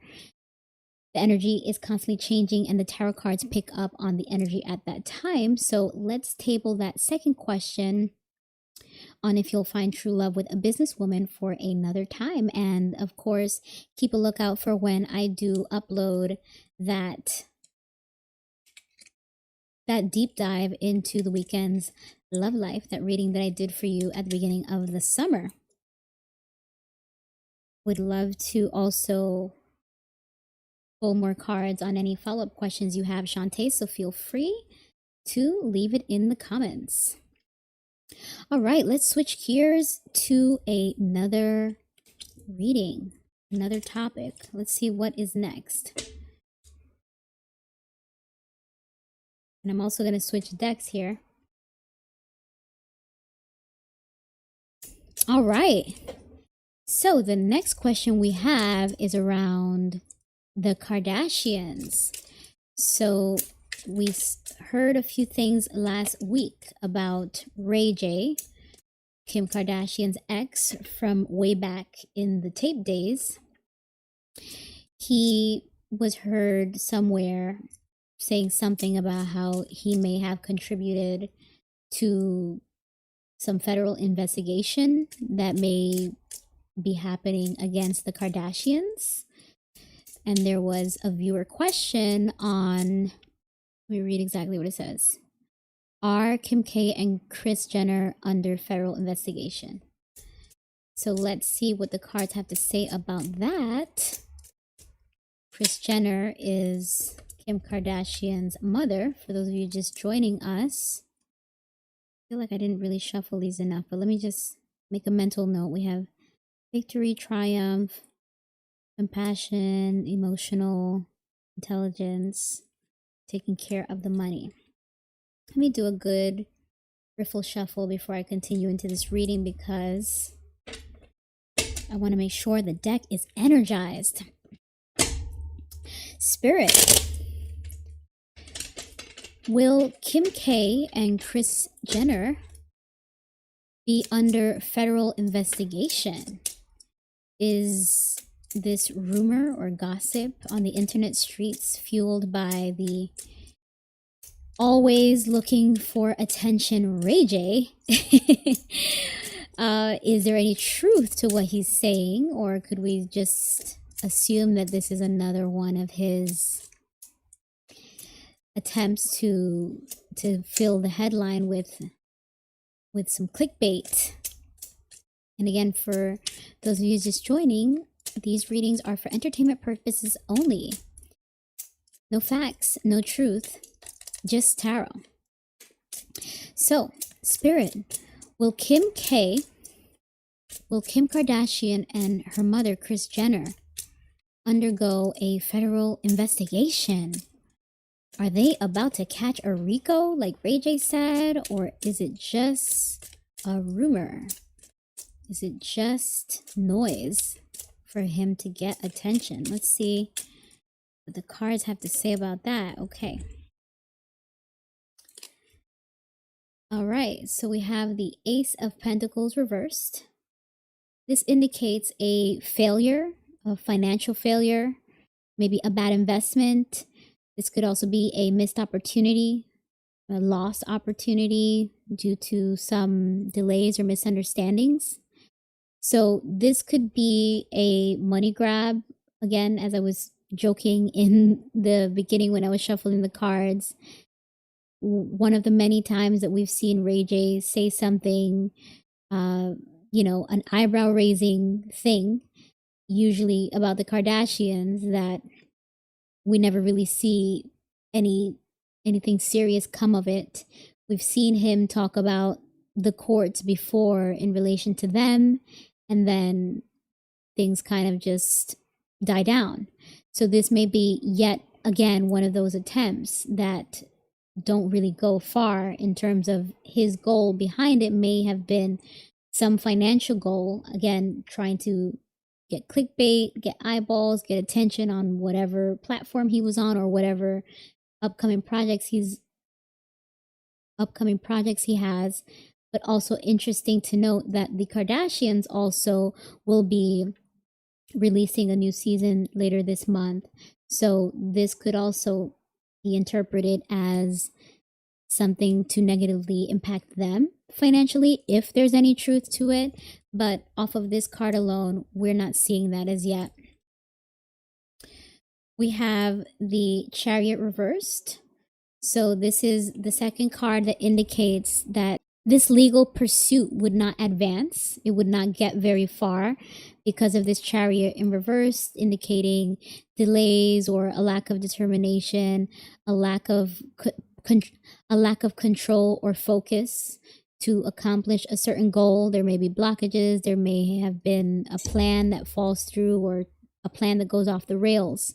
So far with these two cards, we're seeing that the motivation behind releasing this news is perhaps financial, but either way, it's not going to go very far.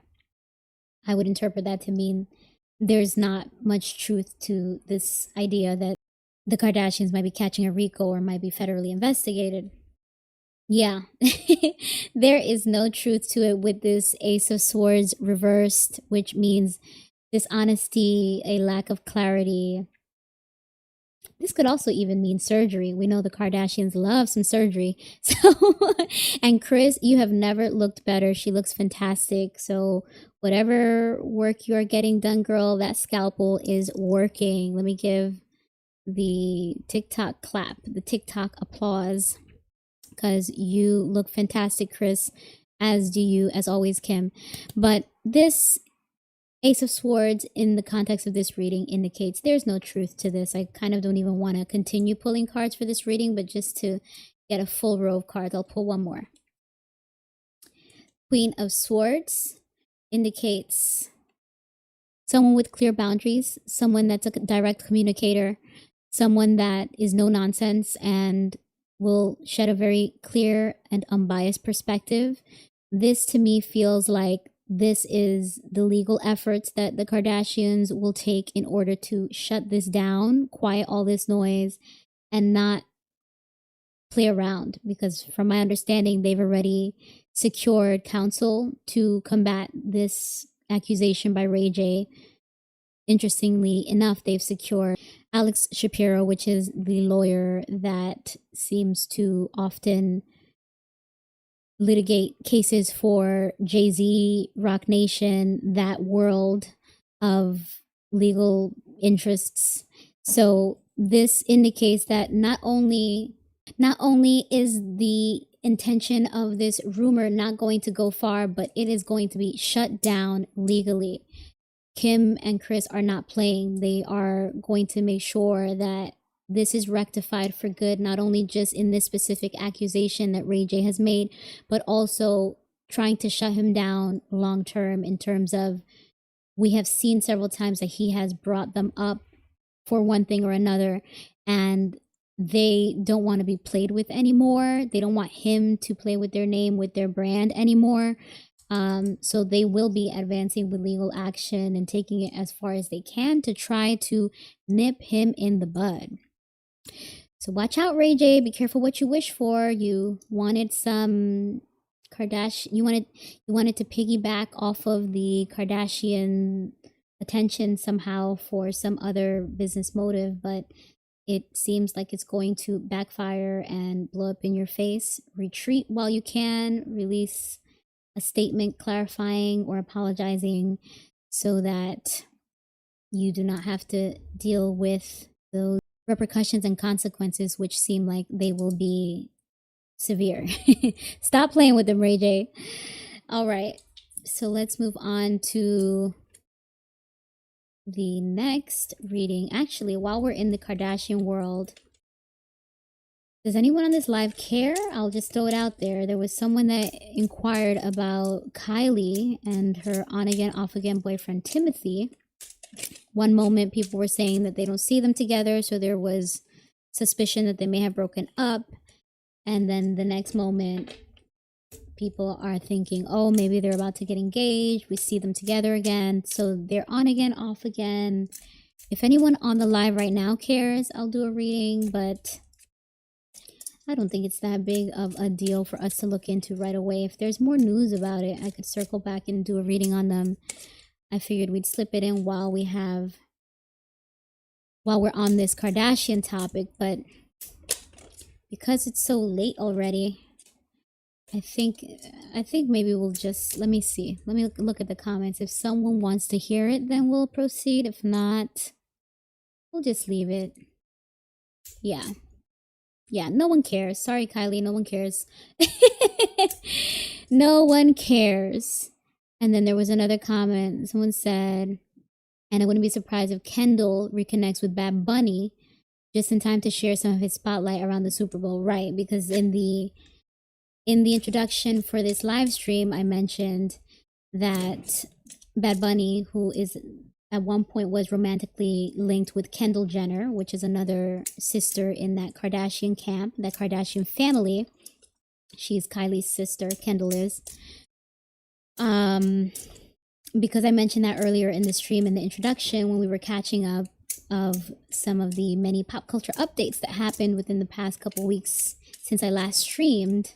I guess someone was just slipping that in, saying because the Kardashians love a big media moment. We haven't seen Kendall Jenner with Bad Bunny in a long time, but we wouldn't be surprised if we see her reconnect with him just in time to share some of that Super Bowl spotlight. Well, no surprises there if it does happen.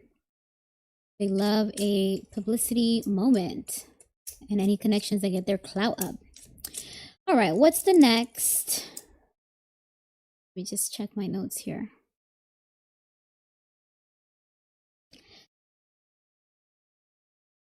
Okay, the next question is, will Ayesha and Steph Curry stay married? When I hear Ayesha Curry's name, I just have to let out a big sigh. Okay.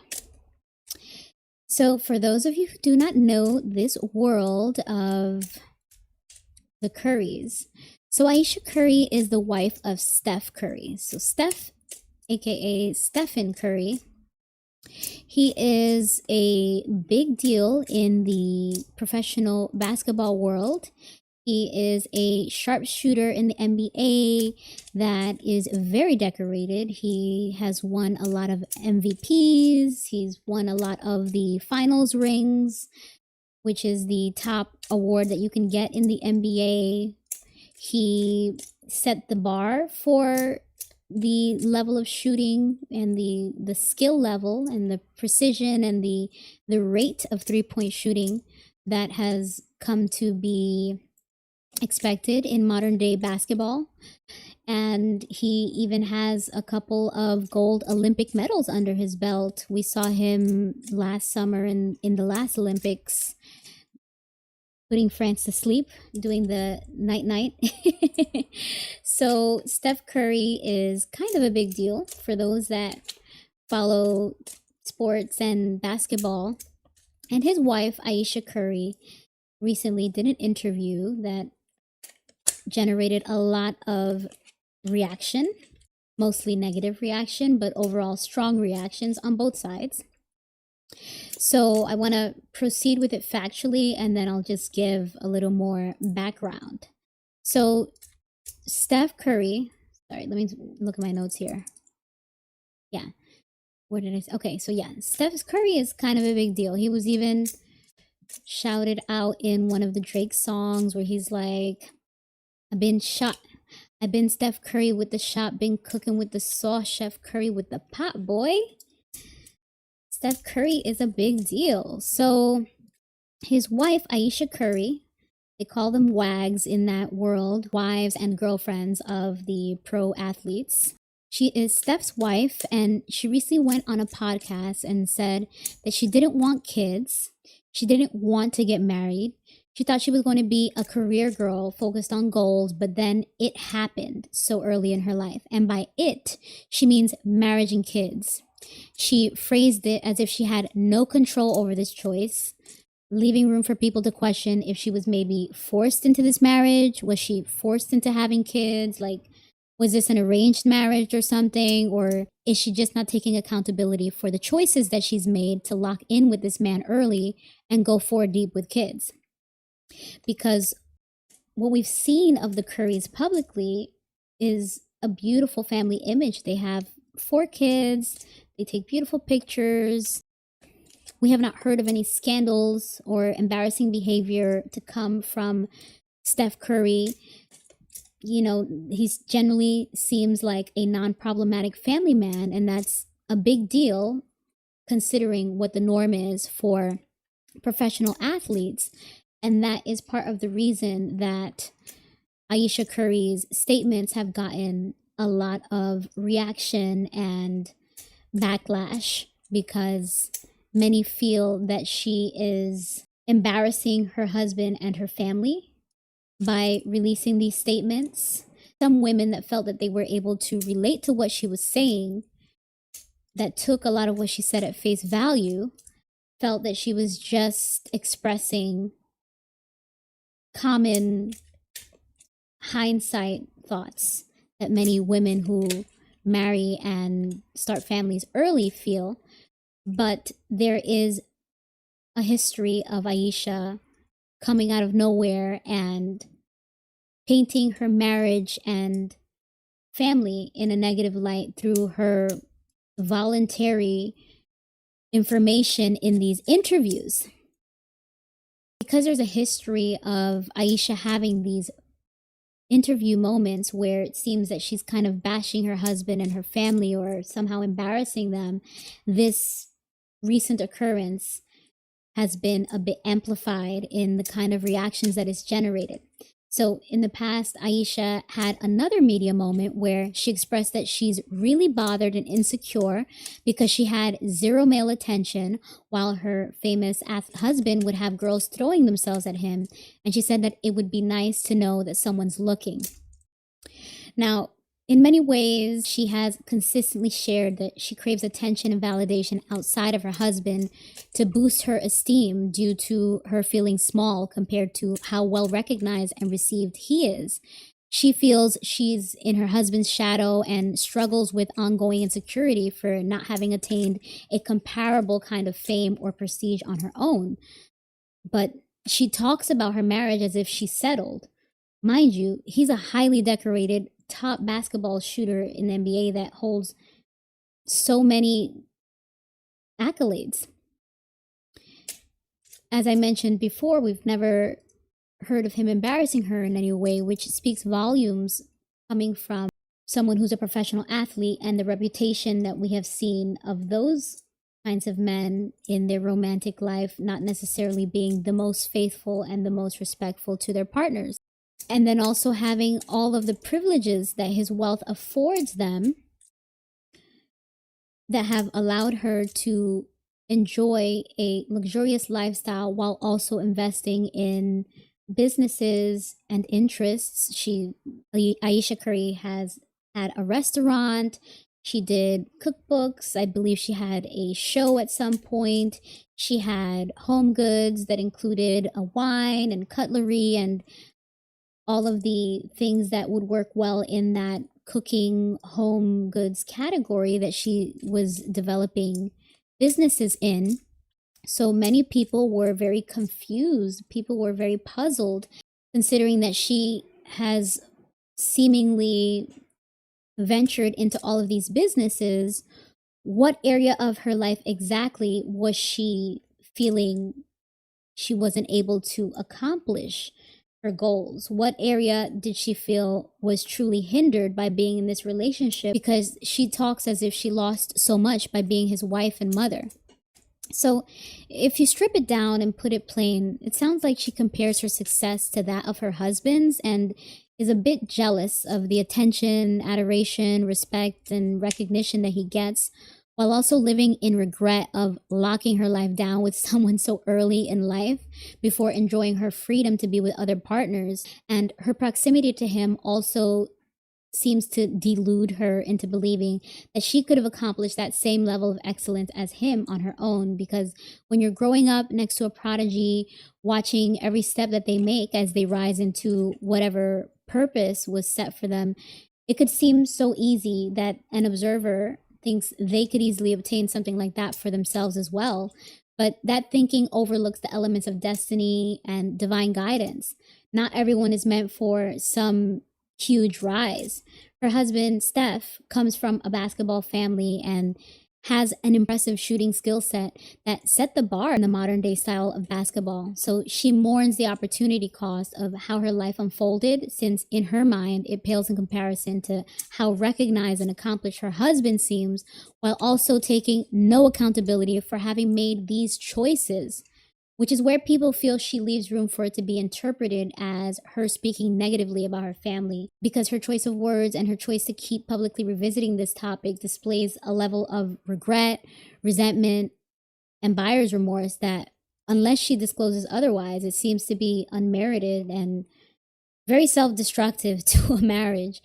Unfortunately, when we see couples struggling with these imbalances, usually the shiny person has to continuously dim their light for the other to feel better, or they end up separating when the lit person can no longer tolerate constantly shrinking themselves to satisfy their partner's deep insecurities. So for Ayesha to be bringing up this problematic depiction of her family again after all these years, it leads some to suspect that her lingering feelings and oversharing may challenge her marriage and lead to a split down the road. So all of that background gives reason for this next reading asking, will Ayesha and Steph Curry stay married? Let me give it a quick riffle shuffle. And let's get back into this. Spirit, with all that background, will Ayesha and Steph Curry stay married? Let's see what the cards have to say after all of that background. Will Ayesha and Steph Curry stay married? Okay. Oh. Well, for those of you who have eyes, I think we could all agree this looks like a no. This is a Three of Swords, and this indicates a heartbreak, some sort of shocking disappointment. It could even be a breakup, a separation that comes after some sudden and unexpected disappointment or event. Because it's a 3 as well. Because it's the 3 of... What am I going to say?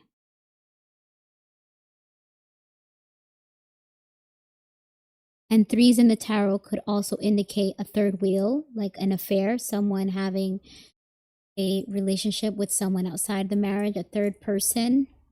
But energetically, it feels more so about a sort of betrayal or disappointment between the two of them, not necessarily because of someone outside of their marriage. But let's continue pulling cards and see. Okay, the Page of Wands.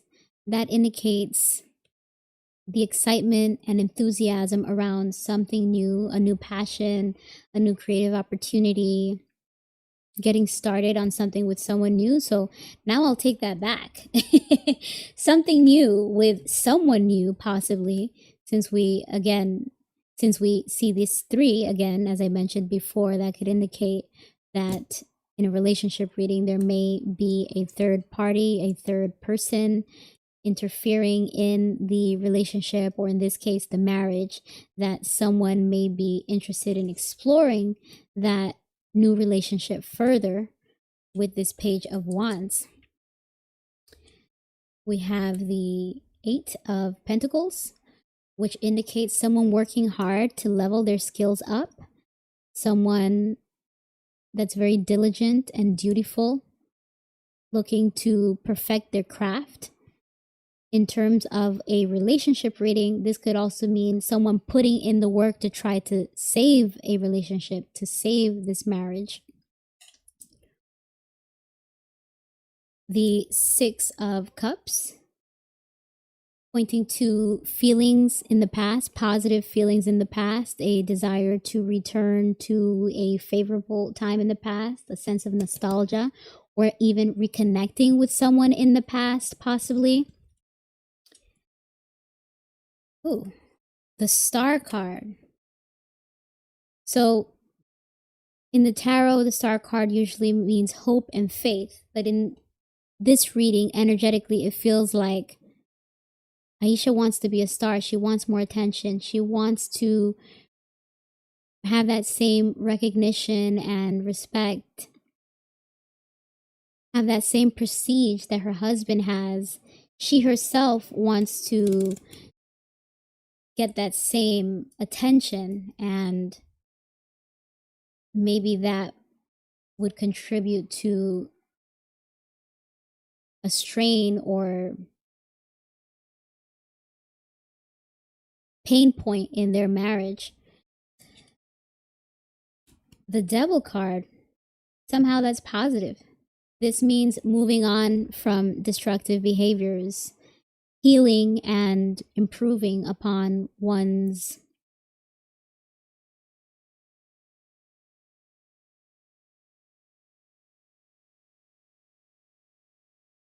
healing and recovering from one's attachments. So maybe this desire for fame, recognition, and stardom may get out of Ayesha's system after she spends more time in therapy or spends more time processing how her desires may cause her to lose a very valuable part of her life. This recovery card after these previous cards indicates that while Ayesha and Steph may have a rough patch, they may find a way to resolve and return to a better stage in their relationship, in their marriage, after some work is done on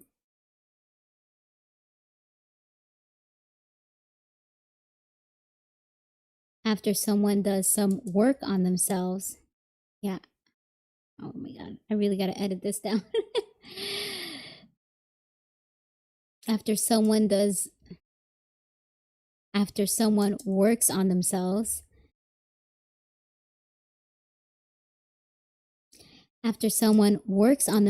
or works on their esteem and their goals, their issues independently, in order to not allow it to impact or damage the marriage.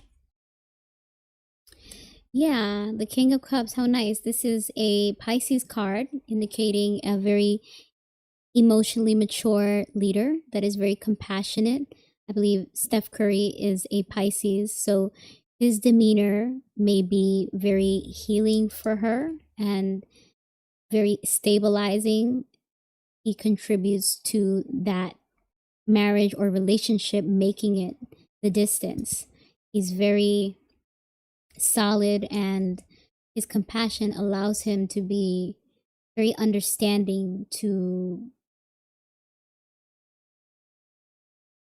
the many different facets and stages or desires that his wife may have. So really nice to see that. Oh, you got a good one, Ayesha. Come on, girl. Stop bashing your husband.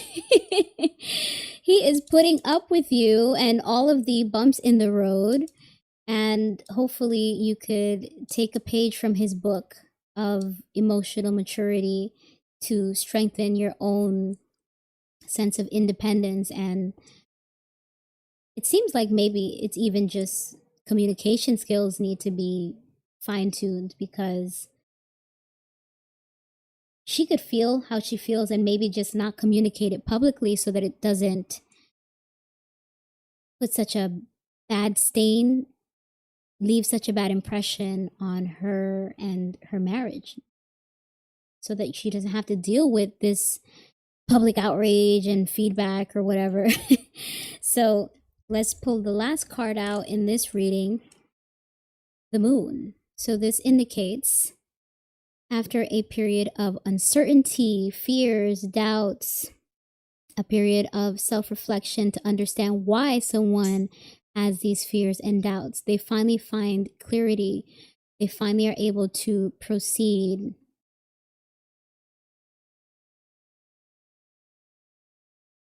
with a better understanding of the what's and whys, and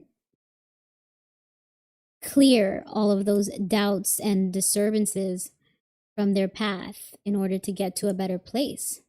So I'm actually happy to see that this is a positive reading or outcome. The things that Ayesha has said may be painful for her husband and one day her kids. They might have to hear what she had to say, but they're going to be able to work through the issues, the emotions, the changes, the thoughts, the different stages that people go through as individuals and in relationships and in partnerships, to become the better versions of themselves, to gain understandings, and to move forward together. So that's actually really nice to see that they will keep what seems to be a beautiful family together. Good for them. If no one else has any questions, I will wrap this reading up. Good for them. Yeah, so some were saying it's like she got everything many people would want in life at such an early stage, and so easy, that now she's looking for problems, like making problems up just to feel something different.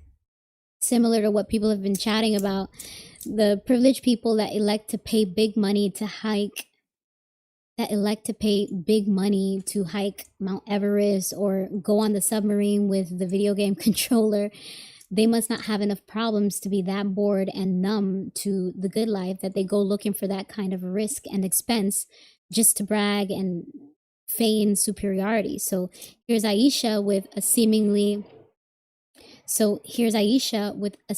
successful, loving husband, good father, a gaggle of adorable, healthy kids, wealth to fund her businesses, her hobbies, her lifestyle without having to look at a price tag. And since it all came to her so easily, it seems like it causes her to yearn for a change that she assumes can only be better. Like, if the grass over here is so good, it must be so much better, so much greener on the other side.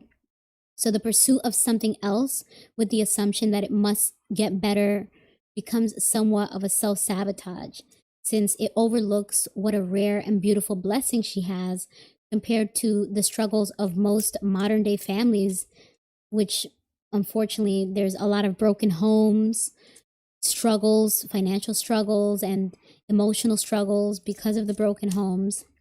So this is why the majority of the backlash is from people that find Ayesha very unrelatable and out of touch. And they're throwing tomatoes at her because they feel like there's a lack of gratitude and not recognizing how harsh the reality is for others, especially for other women like her, like Ayesha, who are involved with pro athletes. A lot of women do not get a happily ever after with those kind of guys because they have so many options and so many resources, and they kind of just feel like women are disposable and accessories, unfortunately. So for her to come out of it with a beautiful marriage and what seems to be a stable family man, many people feel like she is, as I mentioned before, self-sabotaging by even continuing to bring this to the public, and in many ways masking what might be deep-seated insecurities and unfortunately some form of jealousy against her husband, perhaps. So yeah, there's many people that wish they could have even a percentage of the ease and comforts and stability that she seems to have, and they certainly wouldn't be broadcasting complaints about it. And again, there are a few that do resonate with what Ayesha said at face value and interpret it as her just voicing the common sacrifice of women in marriage and motherhood, and they relate to wishing they didn't marry and procreate so early and wish they had a stronger sense of self. So what do you guys think? Is what she's doing and saying normal, or do you sense some underlying issues there? Are her deep insecurities and desire for attention about to ruin her seemingly beautiful marriage? Oh, that's a good question, actually. Someone asked, what does Steph Curry's parents think of Ayesha? I'm just going to throw out a few cards here. Ooh, they're frustrated with her. This Knight of Wands indicates frustration, scattered energy, chaos. They feel like she's too impulsive with releasing these statements. So they probably are annoyed or frustrated with her. That card indicates frustration. Ace of Wands. This is a new passion, a new opportunity. They're hoping that they can actually come out stronger as a couple after this. Like, this recent instance in the media will actually highlight the things that she needs to work on and that will allow them to be a better couple. So the Ace of Wands upright indicates growth. This may actually be an opportunity for Ayesha to grow in the eyes of Steph Curry's parents. So that's good. They're not just like, so frustrated that they just want to be done with her. They want them to use this as a moment for them to be stronger as a couple. And indeed, with this Six of Wands, be victorious, be triumphant to get on the other side of this. Okay, we are back after yet another batch of technical difficulties. We are just concluding this reading now on Ayesha Curry and Steph Curry. This was the last question that someone asked. How do Steph's parents feel about Ayesha? So As I was saying with the Six of Wands, this indicates that they hope that they actually come out stronger as a couple after this, that this moment will allow them to strengthen their relationship, to reinforce the areas that they needed to work on, and strengthen their bond so they can come as a stronger couple on the other side. This card indicates victory and triumph against all odds. So that is a positive. I'll just pull a final card here. Yeah, and expansion. This Three of Wands indicates that Steph Curry's parents perhaps want them to either expand their family with another child or expand their family. I'm going to chop this up, you guys. Thank you for all of you that have been on this live with me. This was a very rough night. For those of you that watch the re-recording on YouTube, it's going to be nice and polished in a few days once I can chop up these clips. But just understand I'm dealing with a lot of a lot of things out of my control. Yes, so Three of Wands indicates expansion off of expanding. Let's see. Expanding or scaling up from something that's already working and going well. This card indicates taking things further. So to close out this reading, it seems that Steph Curry's family wants them to be stronger after this and continue to grow both as individuals as well as together in their partnership, in their marriage, to become even better versions of themselves, for themselves and for each other. So very nice to end that reading there. Okay, so let's wrap things up on tonight's CelebriTEA reading live stream. If no one else has any questions, I see that I did get a question from, it says Uncle Jimmy's Basement. Hi, Jimmy. What was your question? Did you want to slip in one more CelebriTEA reading before I close out this stream? I think I gave you guys a solid 3 hours tonight, although with many interruptions. But for those of you that watch the recordings of the readings, I will chop up this stream into clips that are easy for you to watch. And I thank you all so much for your beautiful contributions and your shiny energy. You are the best part of the live stream. So thank you, chat. Thank you to my beautiful shiny audience. If we have no more questions, I will wish you all a beautiful night. I wish you all abundance and illumination. May divine light radiate through your life. Keep shining. Thank you. Bye. Have a good night. Thank you.